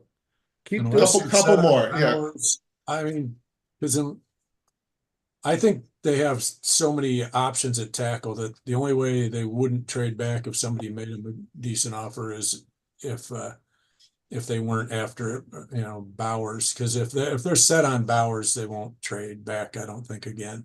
The Jets. The Jets. I don't think they'll trade back again if they're set on Bowers. yeah, I don't see either of those two teams behind them taking Bowers. I don't know. Yeah. Yeah. Oh, so I see what you're saying. But I'm Ray. saying like the Colts. They made the Bowers. trade, and they told the Vikings the only condition we'll make it is you don't take Who Brock are you Bowers. taking? Yeah. Tell us who you're taking, and then we'll let you know. Right. And Really, boy, you think they have that much I think they investment in him? Really? No, well, I think it's just I think more. No, like no, it's Brock who are you Bowers? taking? Yeah. Ralph, Ralph, we're just speculating if they love him. Pick is in. Okay. Well, it's going to be McCarthy or Nix. Yeah, I wrote it down Some already. And McCarthy. what if Yeah. it's Knicks? I think then it even opens up a bigger. You know, something I think- interesting is maybe Latham is a question, but with the quarterbacks, this is probably the way it should have went, you know? Just the Yeah. way it goes. Somebody making the pick. So wait a minute. There's not been a defensive player taken. Right, and that was one of our questions. Who did Atlanta take? I'm already. Atlanta took Latham, right? No. Yeah. they No, take Penix, right? Oh, they took Penix and Tennessee took Latham. There's not been one defensive player taken. Wow. Right. That has got to be the first time in the history that's ever happened. is he making the pick or just talking? This is the Make a Pish group. Yeah, come on, let's go. Well, let's see. After he was injured during his second deployment to Iraq. Okay. We We salute don't need that. and thank his family and TAPS, the Tragedy Assistance Program for Survivors, which offers care to Please, open the envelope already. Mid third quarter, Knicks is down by 6. I know. Yeah, I'm both already. Hey, I don't need to hear about these people. I want I want to get onto the Jets pick. With the 10th pick in the 2024 NFL Draft, the Minnesota Vikings select JJ McCarthy. There it is. what a shock. Okay, let's see what happens. All right, here's a question, Ray. If they don't trade back, who do you think they take? Well, I don't know what to think as far as what with all these so-called experts telling you this stuff. But who I'm hoping for is a tackle, but I'm afraid it'll be Bowers. Oh, I think they're going to take one of the 3 Fs. I do. I hope so. I really do, but it's the Jets. You can never trust what they Pick is say. in. The pick is in, so they're sticking where they Oh, are. they're sticking with it. Wow. Good. Okay. We have to go through commercials, Maybe and, that means they need They want Bowers. but we'll see. Don't be disappointed, Ray. I'm How, not going to be disappointed by how- that. I do want how to many win. picks you want to go to after the Jets? Well, I'll hang around. I probably won't be around by the time they're picking again unless they trade up. No, they're not picking tonight. It's only first round. Oh, that's right, first round. So maybe we'll go listen. And by the way, you're at the Jets Rewind live stream, and thank you all for showing up. We're also going to put this on the YouTube channel. We'll have a repeat of it too, and also be heard on all the. It's going to be on a loop. Everyone can just keep watching it. It'll be on all the It'll be on the NFL Network. all the podcast regular platforms, all of them, including Spotify and Amazon Music and all that That's stuff. nice play. All right, so it's funny. All right, let's make our prediction right now. Who are they taking? Marty, quick. I'd say Brock Bowers. Ray? I'm going to go with Fashanu, like I said in our mock. All right, I'll stick with my guy Fuega. Okay, Marty's probably right, but you can I hope not. I don't know why everyone's big. What is this, Brock Bowers? I'm not Why saying you hear all these guys say it, and you're like, okay. I'm not saying I love it, I know. but I'm If he wondering. pans out, I'll love it. I'm He better wondering be if everything he's cracked up to be. yeah. Let me just go in. All right, Oh, shit. Be right back. go ahead.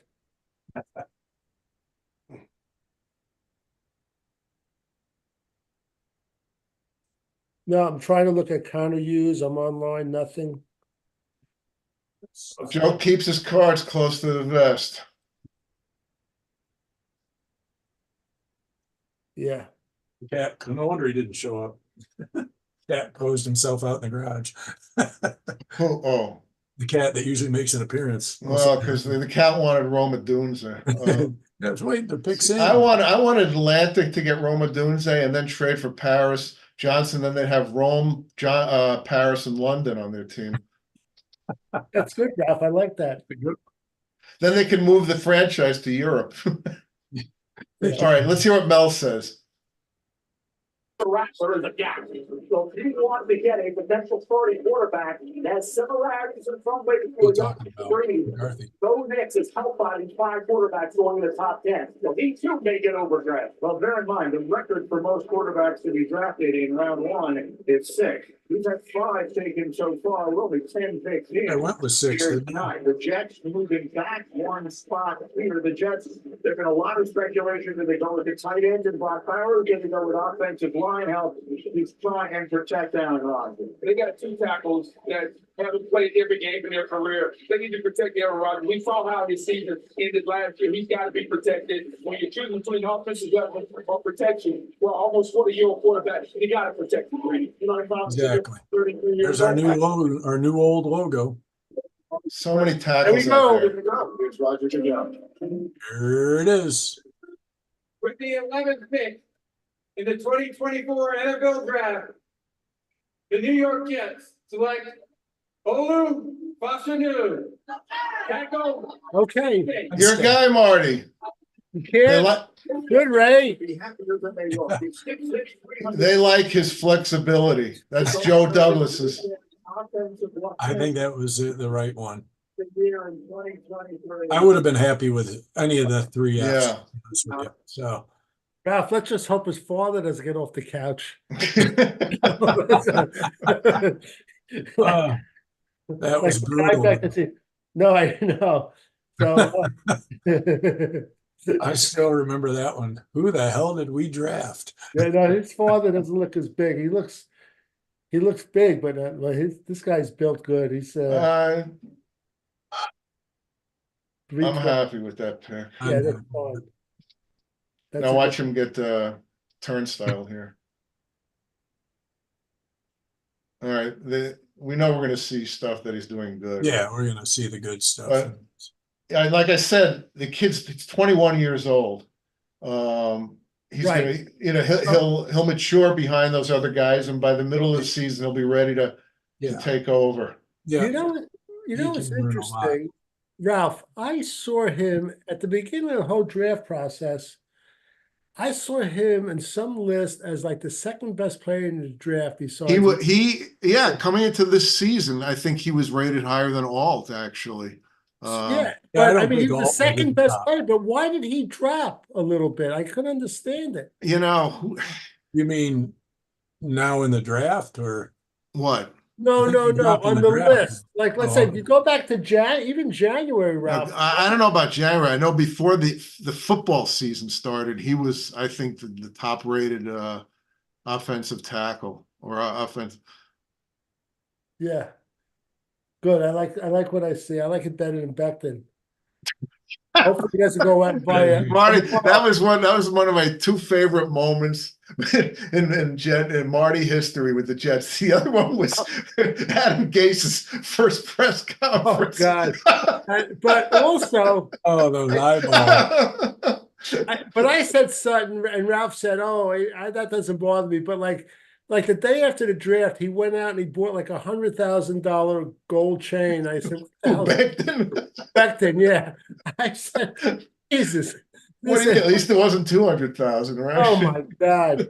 But this guy, he looks like he's really fit. Though. Yeah, you know what? Everyone says this guy is your DeBrickashaw Ferguson. He won't be the greatest of all time, but he's going to be solid, dependable for 10 years, and maybe even better than Brick because he is young and and we need that. We needed that since DeBrickashaw left. A tackle on the left side. So I think I think it's good, very good. Let me just read a couple of things for us. Thank God it wasn't Brock. That's all I can say. Yeah, Basher was but I don't born think on he- December 9th, 2002 in Waldorf, Maryland. He attended Gonzaga College High School in Washington. He committed to Penn State. After not playing his first year, he played 9 games in 2021. He made his first career start in the Outback Bowl in 2022. Became a starter at left tackle 2022. He was college football All-American 2023. And let's see.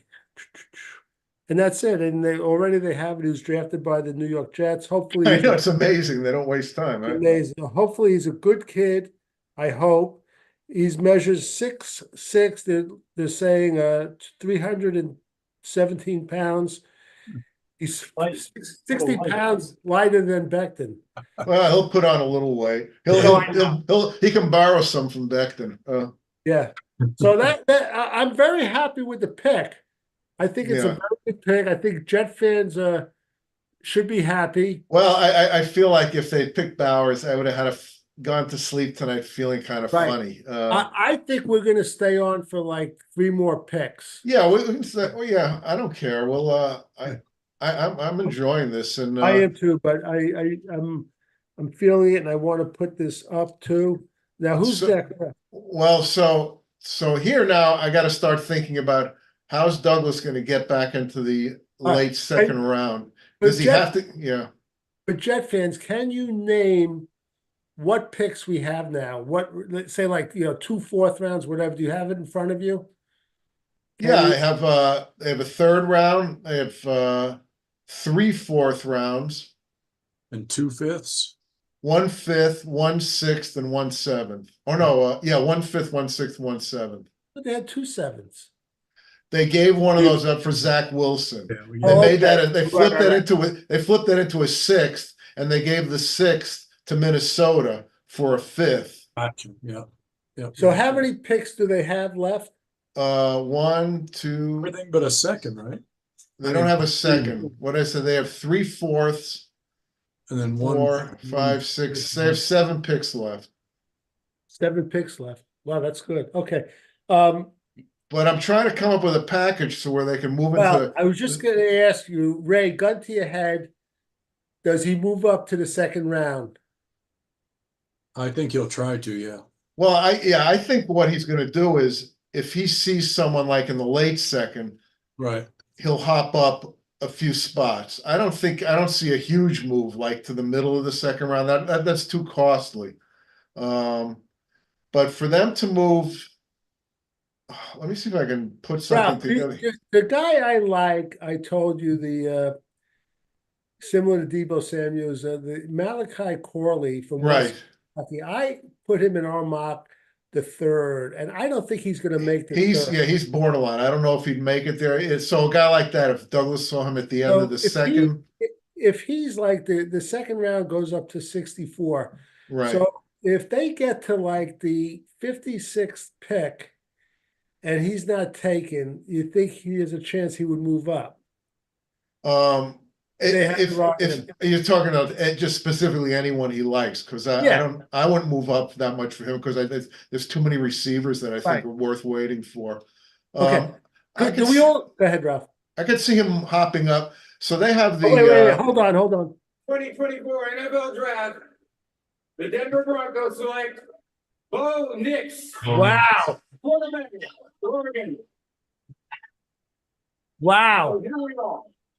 I wonder if Denver made a call to the Jets before Minnesota did. Single defensive player has been That's amazing. Well, Six you know, quarter- obviously Denver assumed the Jets were not going to take a quarterback, so they didn't Well, that's a panic. good move. Yeah. But No, and I don't- maybe they weren't set on McCarthy, or they would have maybe been, or maybe there was could have been a bit of a bidding war between them and Minnesota, but I don't know. Yeah. Maybe they're set on Knicks. it's interesting. Yeah. I'm wondering if there are teams like any other teams you think that needed a quarterback might have had the Ryan Bo Nix, Ralph, if you have the list.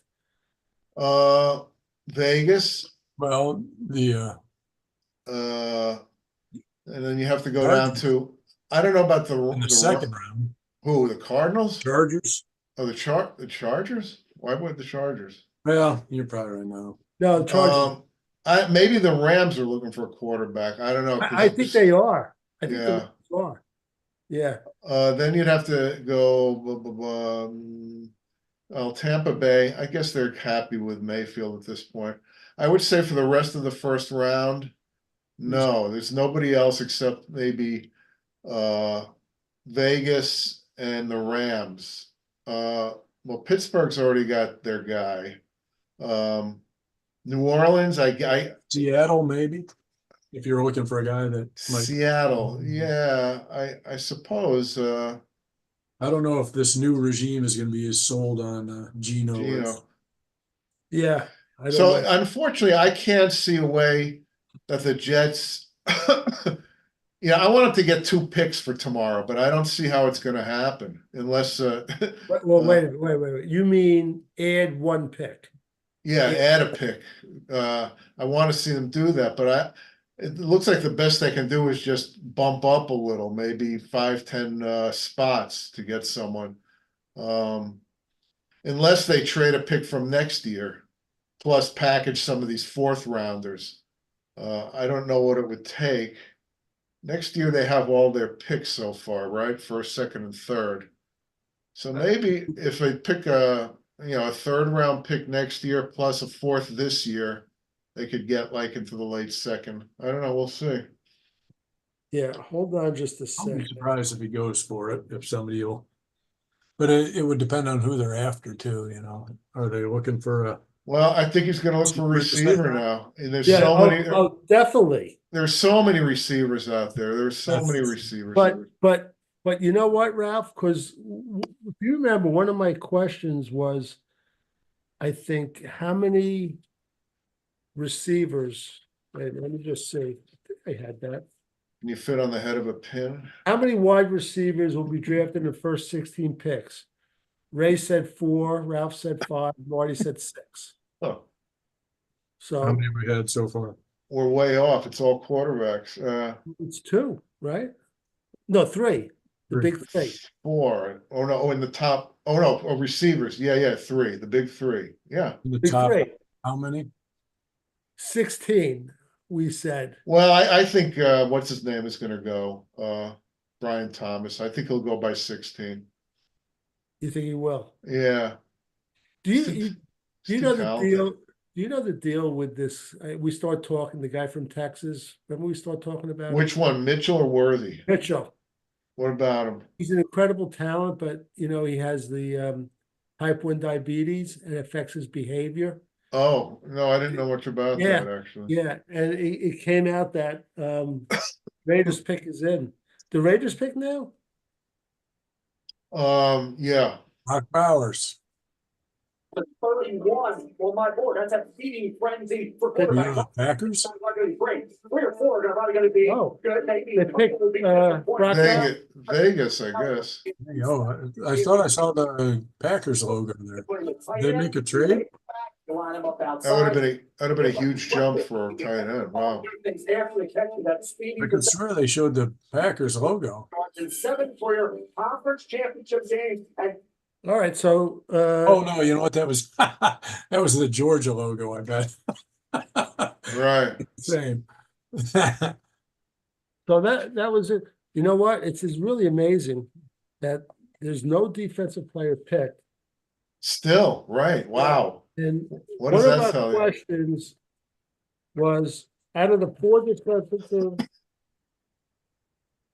players I listed, who's going to be picked first? Cooper DeJean from Iowa, Brian Murphy, Texas, Quinn Mitchell, Toledo, Yeah, yes, that one, yeah. Rizon Newton, Illinois, and Ralph and Marty picked Quinn Mitchell, Toledo. Ray picked Cooper DeJean. It's interesting. Ralph, the receivers, okay. Who do you like? I know you like the other guy from LSU, Thomas, yeah. who do you like you see in the 2nd round that you might like? The kid from Washington, the fast guy, I love him. Xavier Legette, I love him. But they're going to go in the first half of the 2nd round. I think that's unreachable for the Jets. They'd have to really, really give up a lot. Let me go through a little list, because the Jets are I think they're going to take a receiver. All right, this is the list I have. You ready? Harrison was taken, Neighbors was taken, Odunze was taken, Brian Thomas Jr., LSU, Lad McConkey, Georgia, Adonai Mitchell, Texas. Xavier Worthy, Texas. Xavier Worthy is so thin, though. Yeah, Yeah. he's a gadget guy. I don't see, yeah, the Jets aren't gonna have a shot at him. He's gonna be a late first, early second. Xavier Legette, 6'3", 227 from South Carolina. The beast. Troy Franklin, Oregon. I like him very much. He's got really great functional speed, but I see him in the first half of the second round as well. All right. Now here's an interesting one, Ray, because I remember how the college season start. Kean Coleman from Florida State dropped. He was making these like Odell Beckham Jr. catches the first half of the college season. Not only did he quit making these circus catches, but he didn't run a fast 40. But I kind of think Kean Coleman is interesting because I think certain guys have game speed that is kind of different. So I don't think he's going to drop that far back in the second, but he's No, a he good guy. won't. Jalen Polk, Washington. Jalen Polk, he's possible for the Jets to maybe get.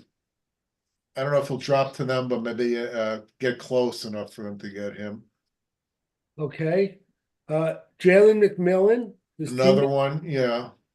Here's one. Here's a guy I like, and I think it's interesting. Ricky Pearsall from Florida. Yes. 190. What'd you say, Ralph? Leger Douzable, he mocked him in the third round to the Jets. I don't know if he'll We last, did.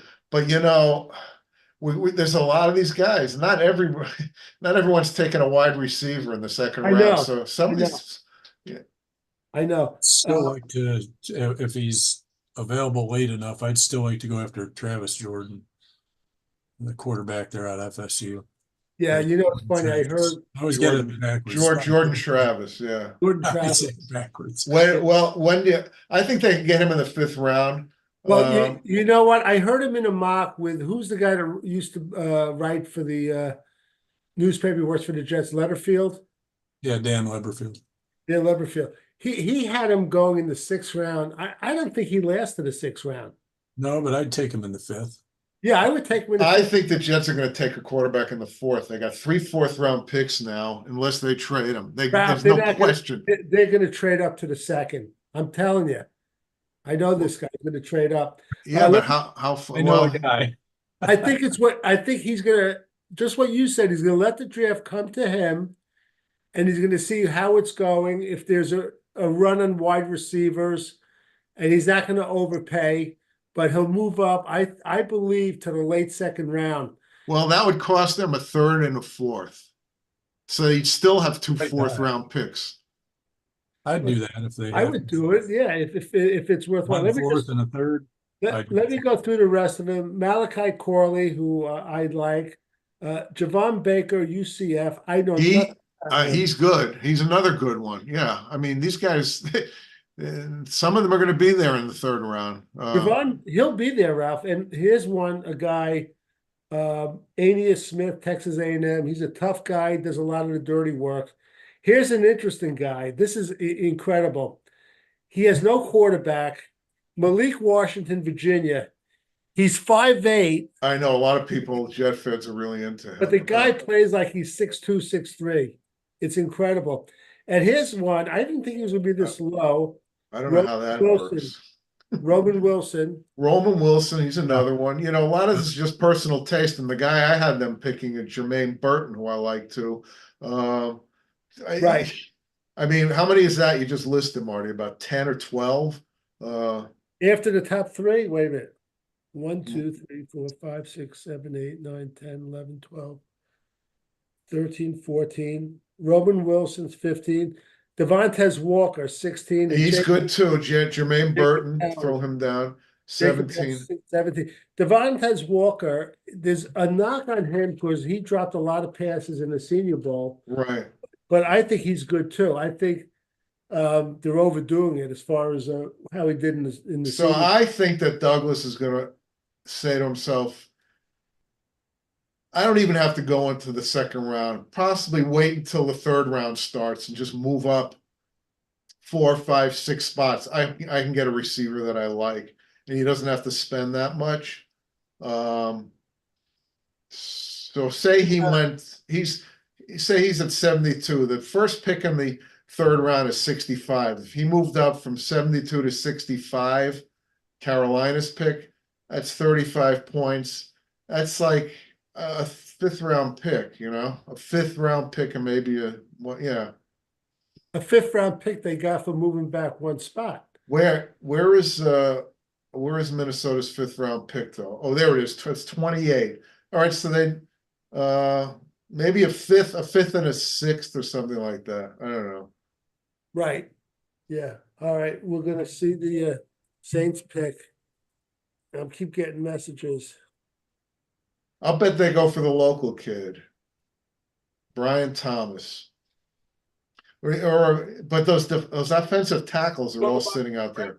Talk about Trevor Penning, the injury history there. They're gonna have to go tackle him. You're gonna find out right now.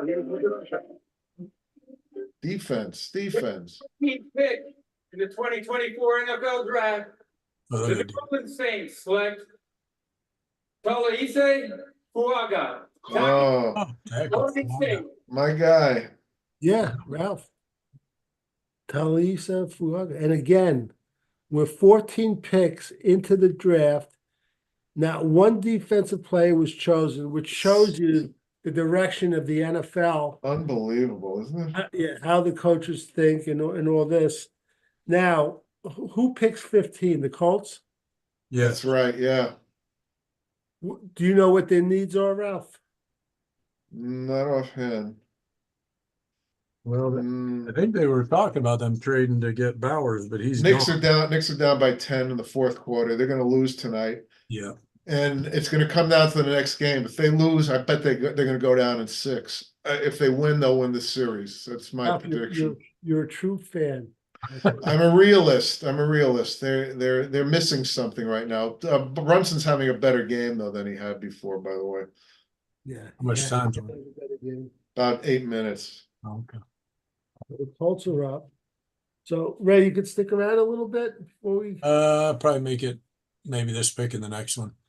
Okay, and maybe Ralph, I'll stay with you for a couple more. Yeah. It gets addictive after a while, but you know what it is at this point? I want all these guys, and like, it's like, oh, play with the Jets. Listen, you know what? Moving on, Ralph. Yeah. When the wide receivers aren't taken, man, there's going to be a ton of these guys in the 2nd round. It's going to be unbelievable. Ton of Wide Well, receivers. still half the round to go. but- well, there's going to be I mean, sooner or later, people are going to start taking defensive guys like crazy. Yeah. I mean, you're telling me that there is not one defensive player who's one of the top 15 or 16 players in the country? That's ridiculous. So people are going to get some really good football players late. I was a bit shocked that the Bears didn't take one. I thought they might go for a That changed Jet history right there. It did. And, talking about defensive players, I want to mention is, by the way, it looks like we're going to get a safety in the 4th or 5th round the way it's going, Well, if we don't trade, we're going to get a lot of players. I know. Yeah. 3 4th round picks, and that's the Jets' lucky round. Let's not forget historically. It is, but they're not going to end up with them. You'll see. They're going to trade. I agree with you. I think they will trade one of them plus the 3rd to move up somewhat. Yeah. Already. Yeah, Dre. You got a couple more questions here you could ask us. Maybe we should throw Oh, them up.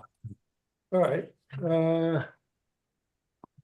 Let's see. 4 and 5 are available. Actually, 6 is too, but I thought that was a weird one.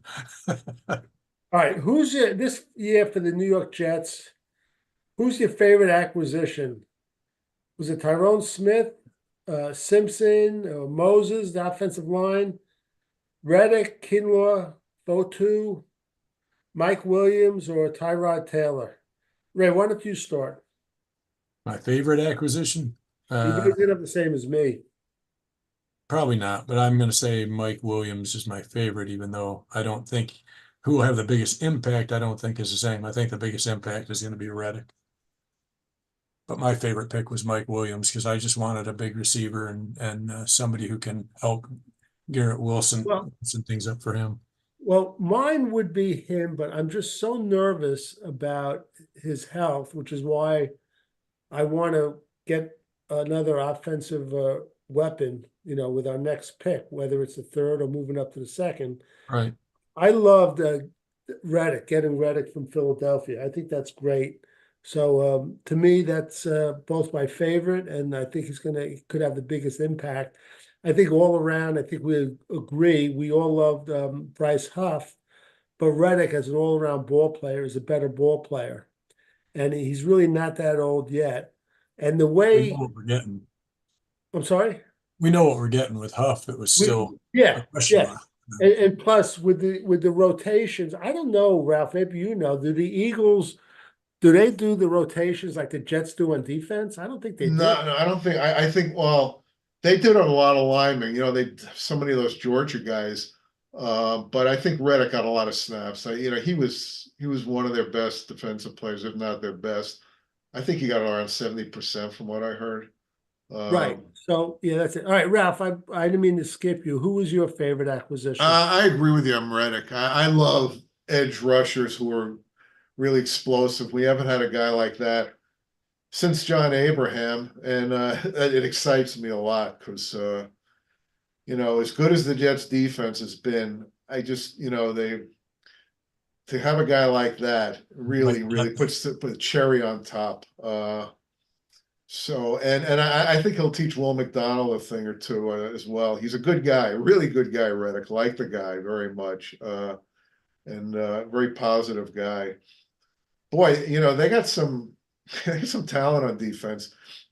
I think Reddick is from Camden Camden Camden which is area, right yeah. across the bridge, Camden, New Jersey. Right. He was a Philly Eagle fan though, actually, as a kid.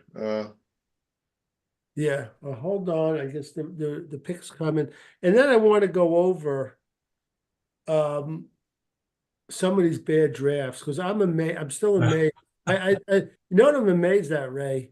I'm looking at those drafts. I'm amazed. I'm still a Jet fan. It's just Well, it's like women who give birth and a couple of years later they forget about it. Nature forces them to, so they'll have more kids. It's the same way with being a Jet fan. You do forget about it. Unfortunately, I study the drafts every year, so I know how horrible it is. And which is why I was laughing at these people going, we gave up a third-round pick in 2 years for Reddick. I said, look at the third-round picks the Jets have made the last 20 years. Horrible, worst, terrible, useless, and maybe Ashton Davis is actually one of the best third-round picks they've made in the last 20 years. That's pretty scary. That's incredible. We like him. I know. And we agree. I was explaining something about Ashton Davis. I didn't want him on the team. Wait, hold on. Here's another pick. Defense. 15th pick in the 2024 NFL Draft. The Indianapolis Colts select Laiatu, defensive end, First one. UCLA. Wow. How about that? At first, I thought he was saying Fontenue, and I thought, oh, another tackle. Yeah. He's a phenomenal talent. Yeah. And he actually had a medical leave from football Yeah. because of a neck, and he came back, and he's been incredible. And he's one of those players that you have to look at the medical chart. Yeah. If he Well, the guy's a phenomenal passer. coincidentally, Jalen Phillips, who I think started at UCLA and then went to Miami, was also a medical guy who had great talent. And Miami took a shot at him. He's been doing well. Unfortunately, he had that bad injury against the Jets, but that was nothing that had to do with what his problem was. But I forget what his was. But at a certain point, you do pull the trigger. The Jets have plenty of guys like that too. So you just have to hope that the medicals are. It's not like the old days. You can recover from serious injury. You know what I haven't heard anyone talk about is Vera Tucker. I mean, where is he at as far as his his Well, healing I goes. heard him. They said he's on track. I'm getting all these general statements, but I agree. They said he should be. You know that he's going to be on the pup list, guaranteed when the training camp starts. I think he's at OTAs. I mean, I'm not 100% sure, but I think he is. I just want to go over a couple of drafts with you guys. You have to. 2000. I'm going to read the picks. 2012. Going number one, Quentin Coples. Number two, Stephen Hill. Number three, Demario Davis, who's going to be in the Hall of Fame. Dario, of course, the one good pick they made, I and know, I know. they got rid of him. And They you got could rid of tell him he was a twice. good football player too. Yeah. They got Then rid of they- him twice. Yeah. They had three 6th-round picks. Josh Bush, Terrence Ganaway, Robert Griffin, the wrong Robert Griffin, and the 2 7s, Antonio Allen. He wasn't bad, actually, Antonio He's too Allen. slow, but he had good Yeah. instincts. Yeah, And Jordan White. This is such a bad draft. that's I mean, terrible. Mario Davis is the only one. It was unbelievable. I don't know why they took Quentin Coples. Rex Ryan, he was in love with defensive guys, and he said, "I love Copel's talent. We just have to get his motor going." And I'm thinking, if you don't have a motor in college, forget it. You're not going to have it in the pros. Right. It's And then ridiculous. It was 2014, actually the first one, I thought he was going to develop. He started to. Calvin Pryor, 1st-round pick. Jason Moore, tight end. Dexter McDougal, defensive back. oh, Jalen Sanders, wide receiver. Jaquel Evans, wide receiver. Dakota Dozer, offensive line. Jeremiah George, linebacker. Brandon Dixon, defensive back. Quincy Enunwa, wide receiver. IK, is that the guy? yeah, that's the guy who punched IK in whatever his name. Igor boy. He punched what's his name? The quarterback from Seattle, Geno Todd- Smith. Taj Boyd, who I could have killed Rex Ryan for, because Rex Ryan's son played Yeah, I on know. Clemson with him. It's just so stupid. And then Trevor Riley. Was that Ralph? That was Isaac's 12. That was the Idzik 12. Yeah. That was horrible.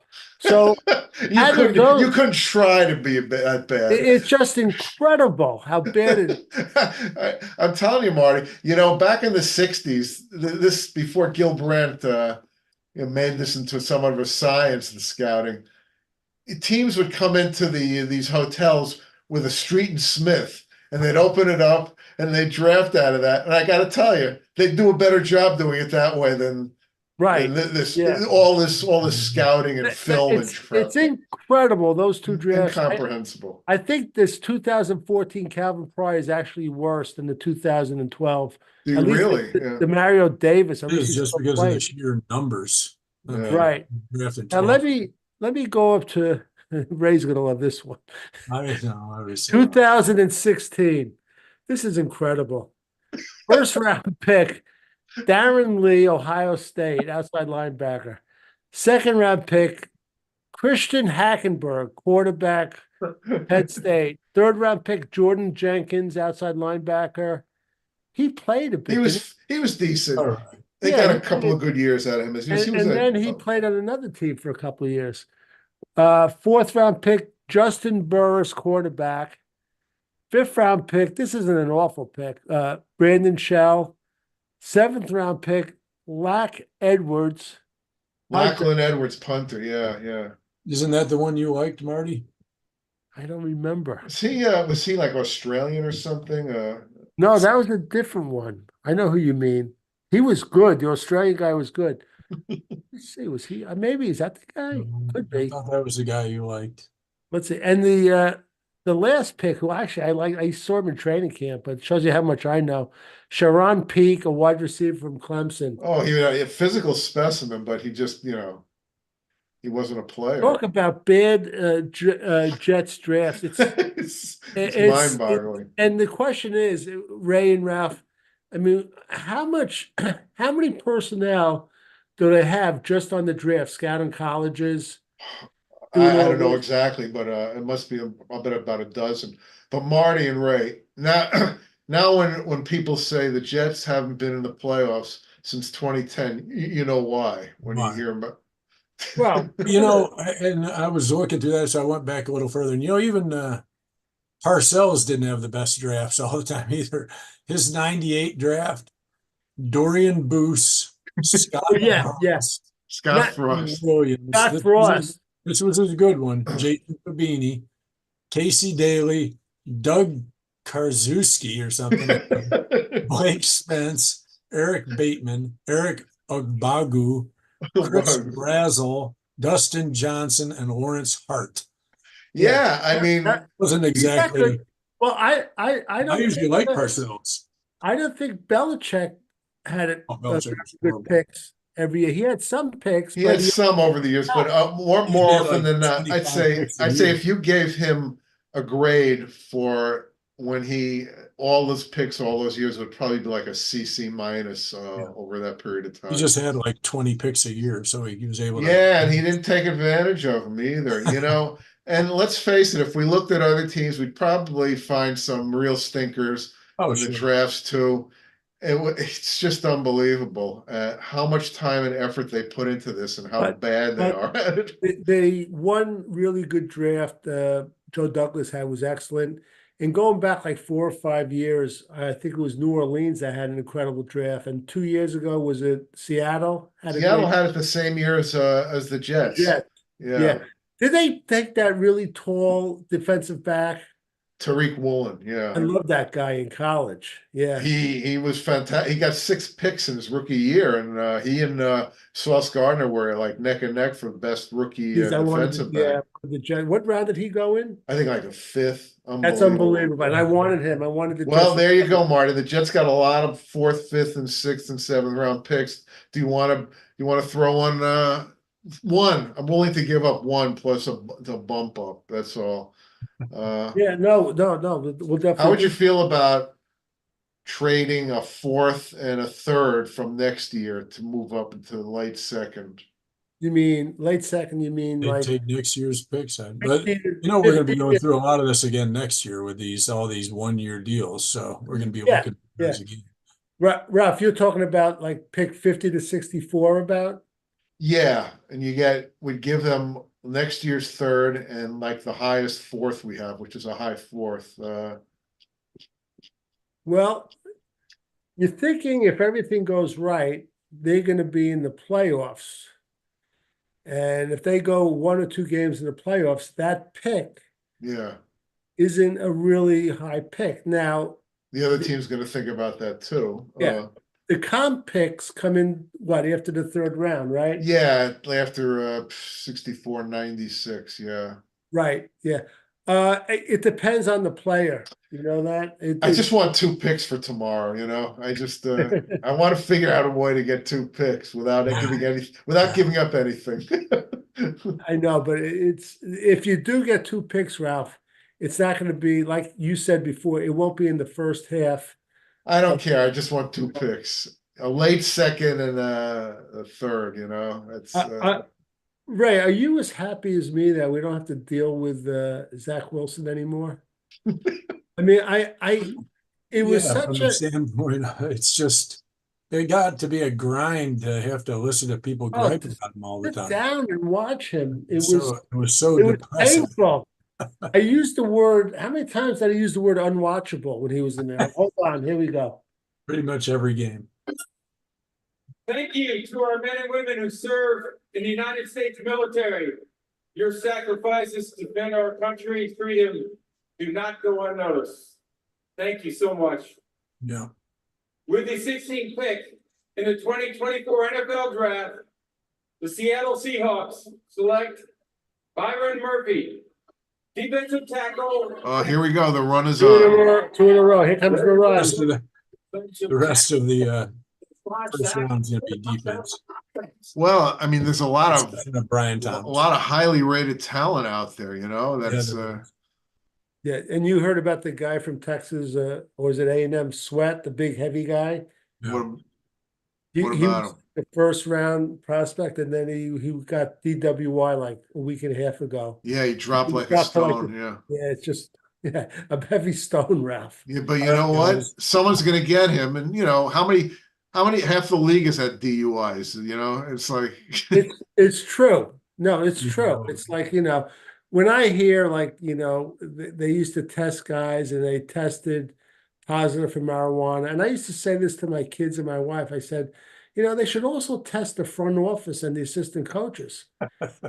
No, really. And how many of those guys, smoke pot too? I just I'm not asked a- Andy I'm Reid. not I'm not a proponent of smoking pot, but I'm a proponent of consistency. So you know what I mean? I mean, what's good for the goose is good for the gander. All right, go ahead, Ray. Go ahead. What were you going to say? I said they consistently smoke pot, so Well, who was the guy that was the offensive lineman, Ralph? I guess he's on Houston. He was wearing the diver's mask, smoking pot. oh yeah. Laramie Tunsil. Jeremy Tunsil. Larry Tunsil. Yeah, he turned out. He's a real good player. He's terrific. Yeah.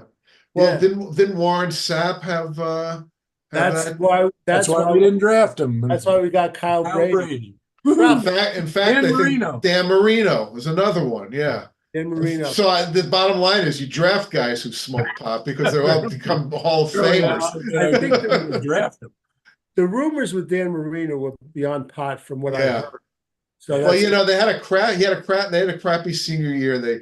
Jackie Sherrill had moved on. He was a terrific coach.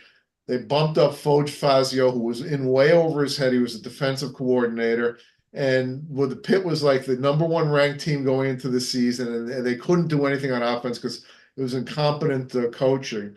And they thought, what the heck is the matter with Marino? They know he's really talented. He must be on something or something. It was so ridiculous. It was just, and I wonder if that had any. Oh, here's the pick. All right, this is it. we for got to me. wait. Last pick and I'm out. Jaguars.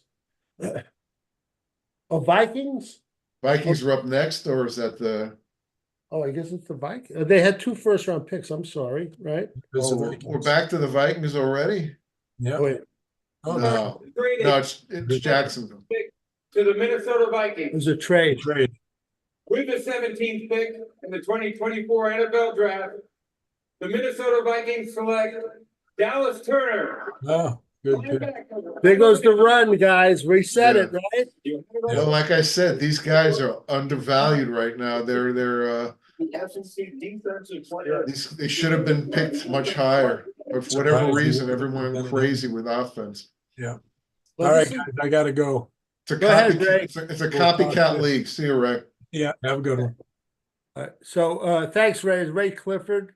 For all you Jets Rewind fans, he's the heart of the Jets Rewind staff, right, Ralph? Heart and soul. Heart and soul. Yeah. So, okay, Ralph, it's you and me now. So, who's up next? Who's on first? Next, well, that was Jacksonville's pick, right? Cincinnati. Cincy? Yeah. They need offensive linemen. They they have to totally commit to protecting that guy or they're gonna ruin his career.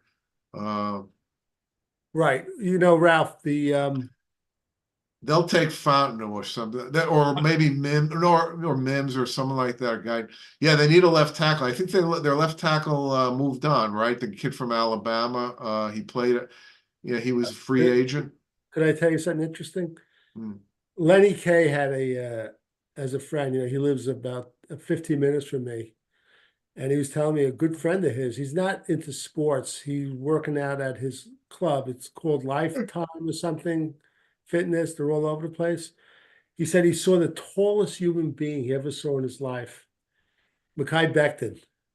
Oh, And yeah. this is like about a week ago. He was talking to him.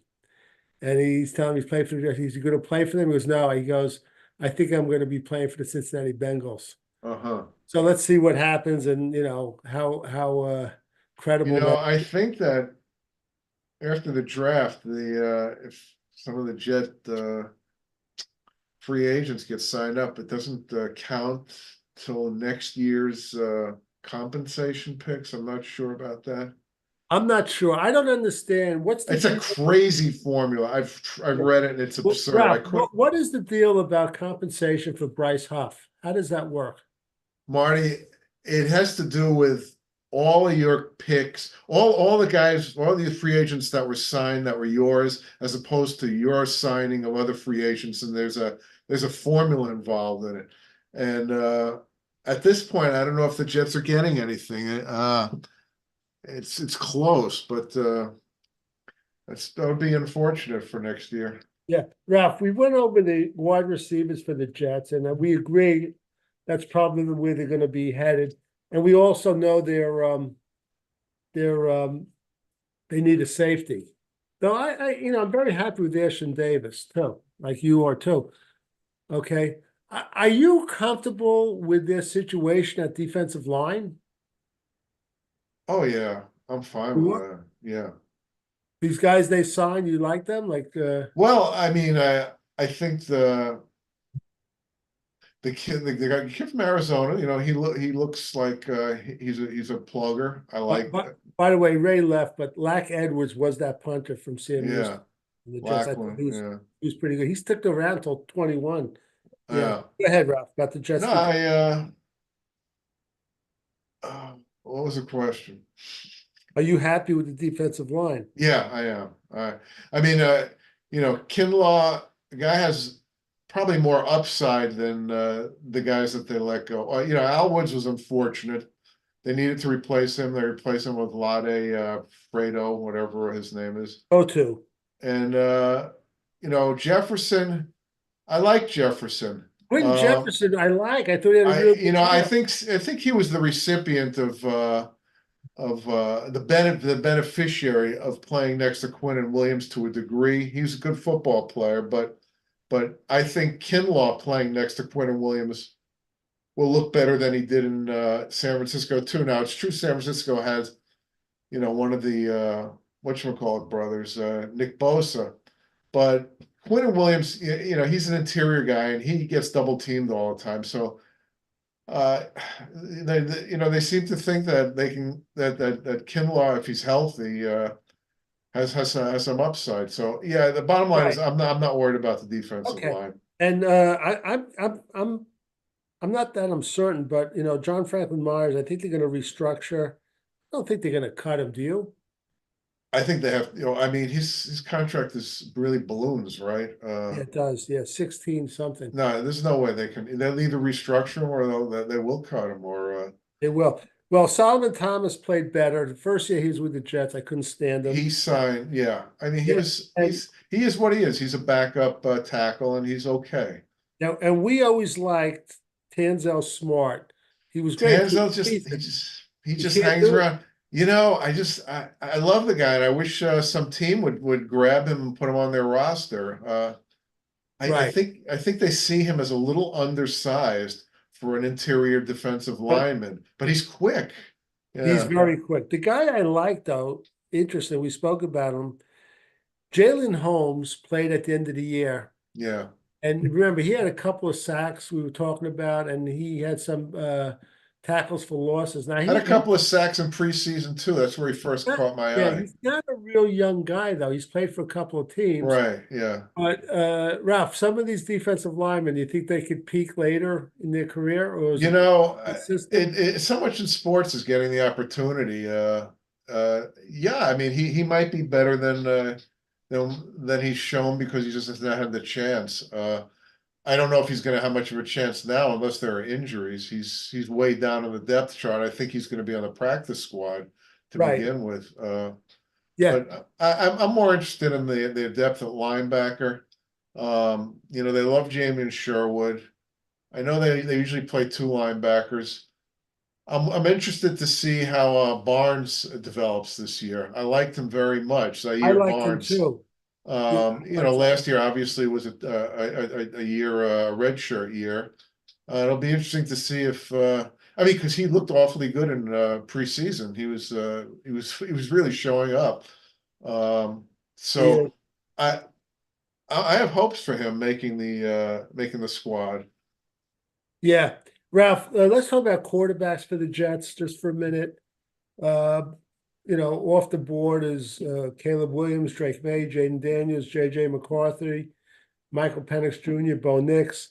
I think you, me, and Ray agree that they're going to take a quarterback one of these later round picks. Well, We- they've got so many now, yeah. Yeah, we all like Jordan Travis.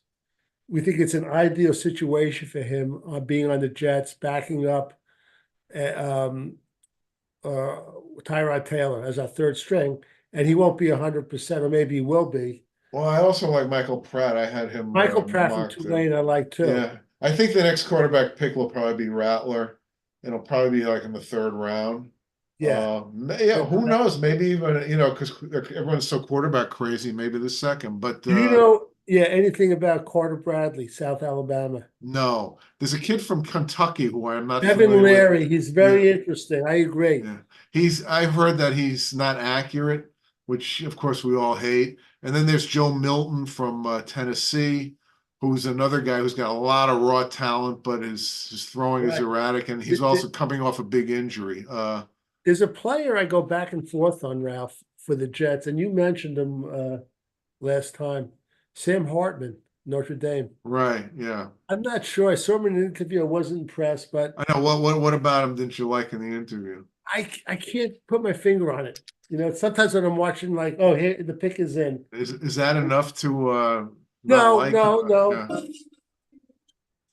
With the 18th pick in the 2024 NFL Draft, the Cincinnati Bengals select Amarius Mims, Georgia. It's a good pick. I got- Yep. That was inevitable. I got news for what's his name? Becton. I don't think Cincinnati's gonna sign him. He might. He's going to be. Those two guys will fight it out. Let's see if his father is bigger than Becton's father. He's a big guy. Yeah, Yeah. he's huge. But I'm hurt. Let's see. His father's not that big. Yeah, I heard he, as big as he is, he looks so in shape. He Yeah. looks- So let's see. He's 6'7" and yeah. Listen, So Fontenot has not gone yet, has he? no, he hasn't gone yet. And Tyler Guyton's still out there. you know, it's interesting. Graham Barton and Jordan Morgan. Yeah. I know everybody likes these pass rushers like Latu, Dallas Turner, and they like Jared Verse. Yeah. But yeah, Jared Verse. I'm surprised that Quinion Mitchell hasn't gone yet. Toledo. Yeah, cornerbacks. There's going to be a run on He'll quarterbacks. be You're run, right. Yeah. but he's like a shutdown quarterback. Yeah, he's serious. I know. If this were next year's draft, I would have loved the Jets to get him in their first round pick. Right. Who goes now? The Rams, right? Is that the Rams? I believe so. Let's. Ralph, I think we're going to Yes.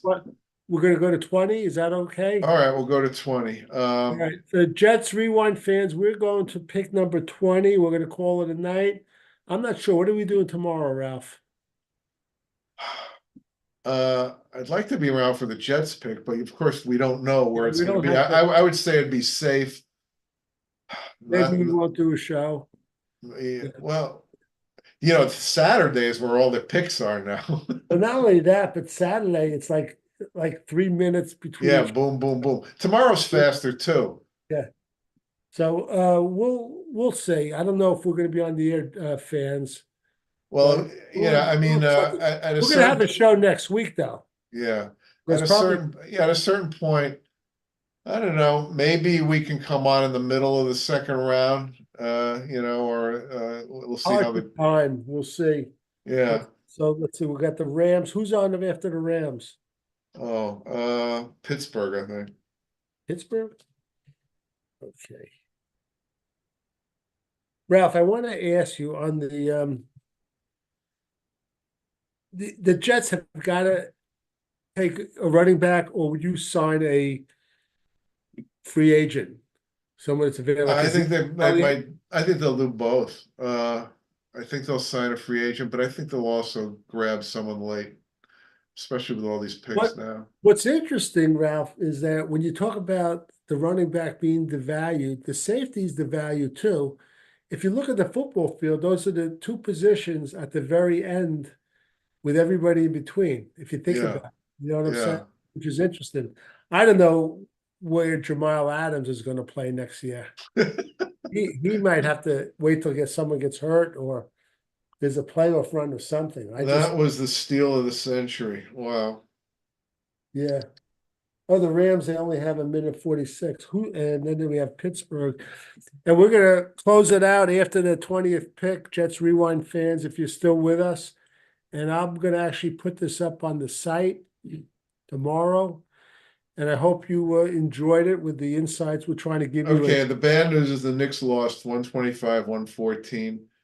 The good news is Brunson had 39 points and 13 assists, so he's back on his game. They'll need him. Had the center, too. Anunoby had 17. They need more from him. That's good. How about the guy, the center from Which one? the big guy? Hartenstein or Robinson? No, for Philly. Oh, him. What's his name? Yeah, Embiid. What do you have, Oh, about 50? he got 50. Yeah, I figured that. I just took a guess. I didn't like that.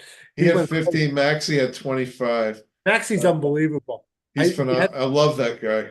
He can't stop him. He just goes. He's so quick. It's unbelievable, Ralph. He's like the new Gus Williams. Oh, he's quicker than Gus. And if you look at his record when he was a rookie, he didn't do that great. Every year though, he's gotten better. He averaged 25 this year. He was in the same backcourt as Quickly in Kentucky. They had a three guard off. That guy's unbelievable. He's such a pleasure to watch. I know. It's like I almost don't care that he's killing the Knicks because he's a beautiful player to watch. It's the only bright spot. If the Knicks lost, you get to see play more. He's just great. Yeah. All right, there's Mel. The pick is in. Ralph, there's some names for the Jets at quarterback. I don't know if you heard of these guys. UTEP, Gavin Hardison. No. You're really digging down. Stanford, Michael Ayers, Dennis Leary, you heard of. BYU, we talked about Kedon Slovis, forget him. Keaton Slovis, ugh. And to his brother from Maryland. Yeah, he's short though, Marty. He's like 5'10" or 11, so you don't want him, I don't think. Right. And we spoke about Joe Milton. He'll get drafted late, yeah. The Joe Milton's going to get picked. Oh yeah. Because he's like 6'5", he's got a great arm. Here we go. The Rams. They need it. 2024 NFL Draft. The Los Angeles Rams select Jared Verse, defensive end, Florida State. Not one cornerback. Wow. You guys had it right, focusing on that defensive side of the ball. Ralph, it's interesting. We've been waiting to hear. Brian Thomas, we're right at a sweet spot for him. Wow. Brian Thomas is still out 16 there. to 24, I thought. Yeah. But I heard he had some off the field issues. I don't know if you heard that. Oh, I get my off the field issue guys mixed up. What did he have?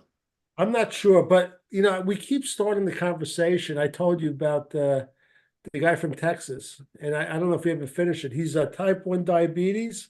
Donovan Mitchell, yeah. And have you ever seen tape of this guy though? They did a comparison of him and Brian Mitchell there, Brian Thomas there. Almost identical size and speed yeah,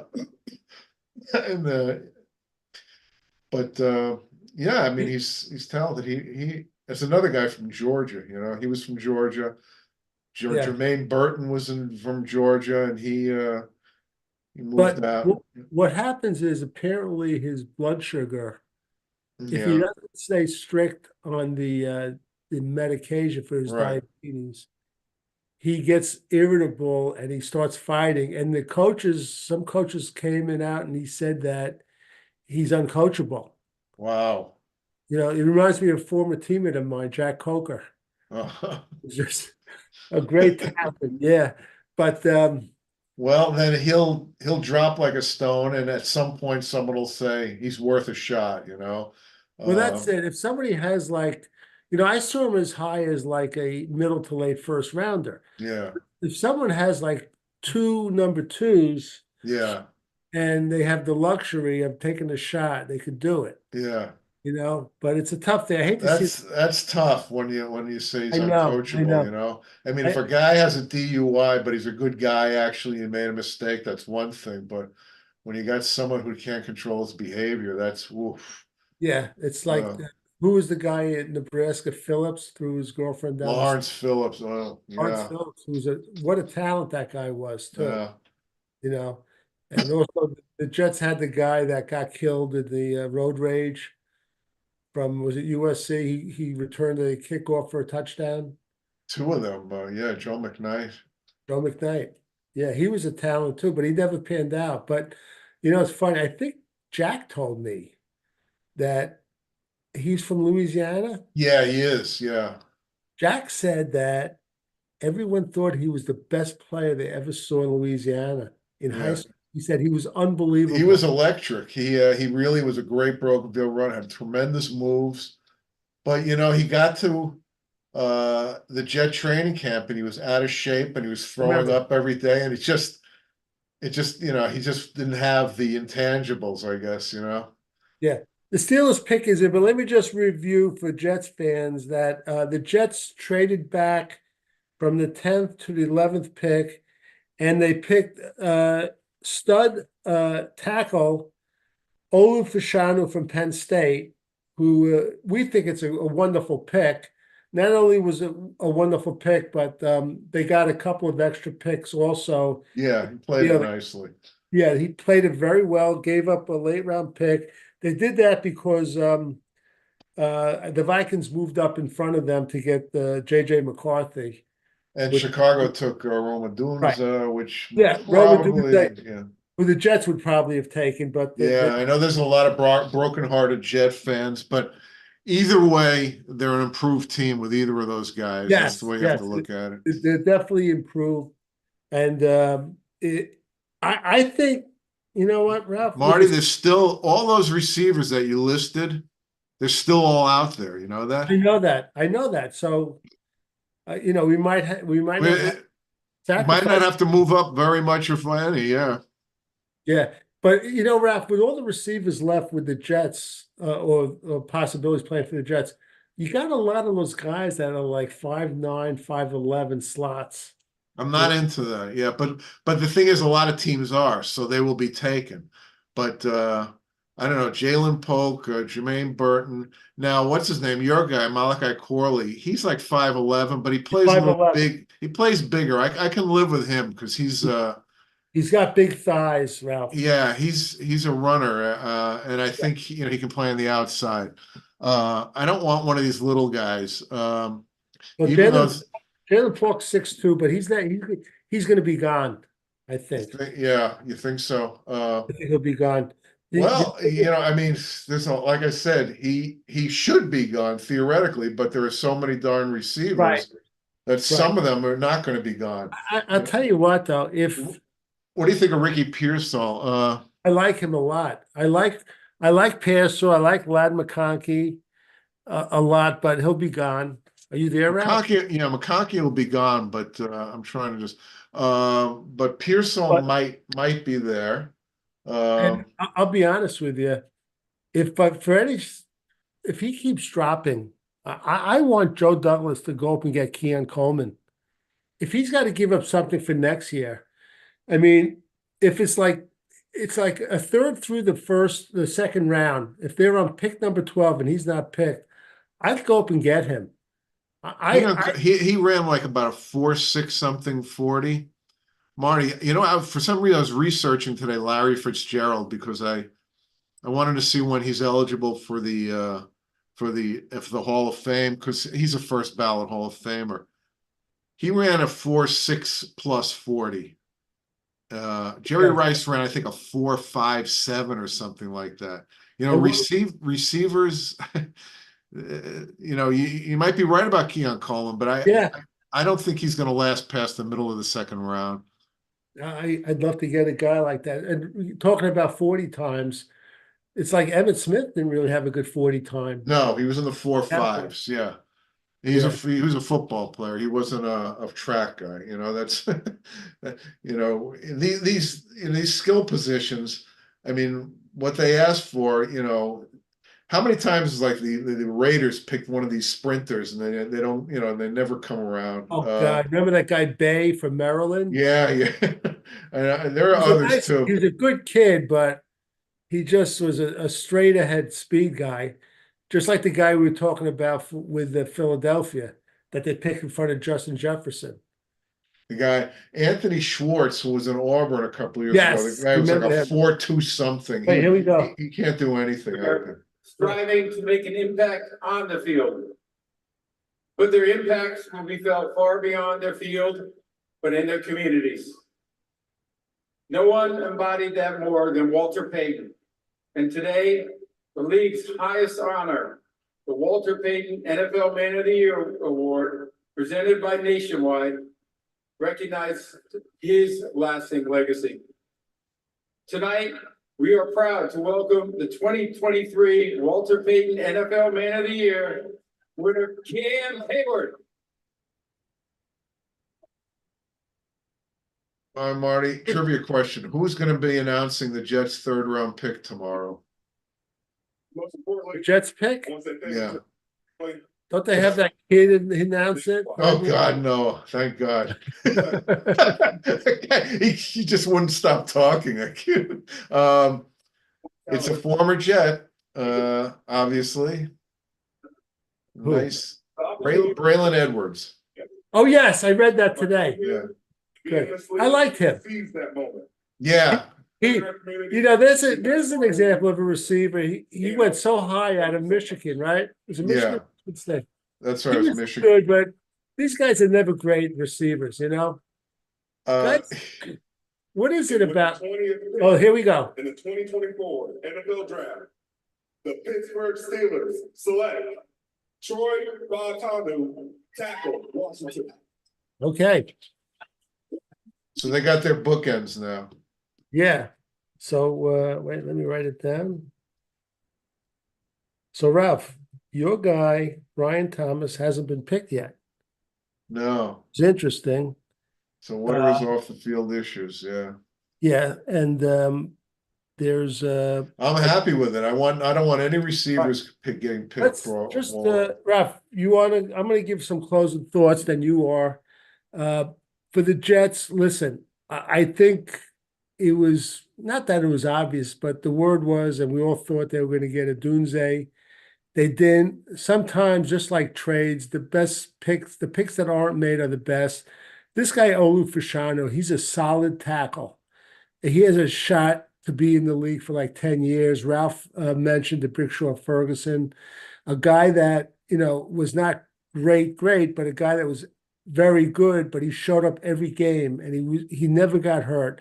It was a good pick. Jet fans should be happy right now moving ahead. And Joe Douglas did a tremendous job trading back, getting a couple of extra picks.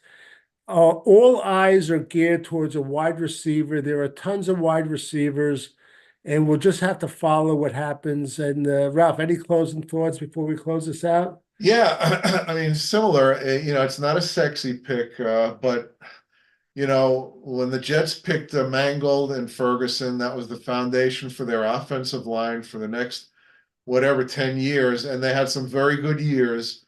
Back in the 70s, they committed to 2 years in a row a top 5 pick, the offensive tackle, and Powell and Chris Ward. In the 80s, they were a strong team throughout, and I think their offensive line is coming together for the future. Tipman, this guy Simpson, Vera Tucker, and now we have Fashanu.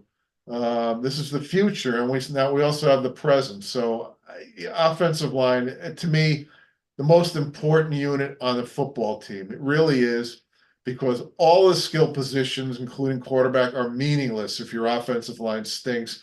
And what we went through last year with that offensive line, which as Lavernius Cole called it, wet tissue paper, was just so awful.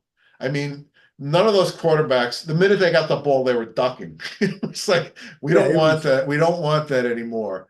Offensive line makes every skill position better. So it's a good direction to go in. Right. All right, so we're gonna close it out and continue watching, and we're gonna watch tomorrow. I don't think we're gonna be on. So for Ralph Schrager and Ray Clifford, who had to leave, and Marty Shupak and Jets Rewind, and we'll probably be on next week with a good show to evaluate what happened, which is always a farce because you can't really evaluate anything till 2-3 years. Yeah, down. who was the winner?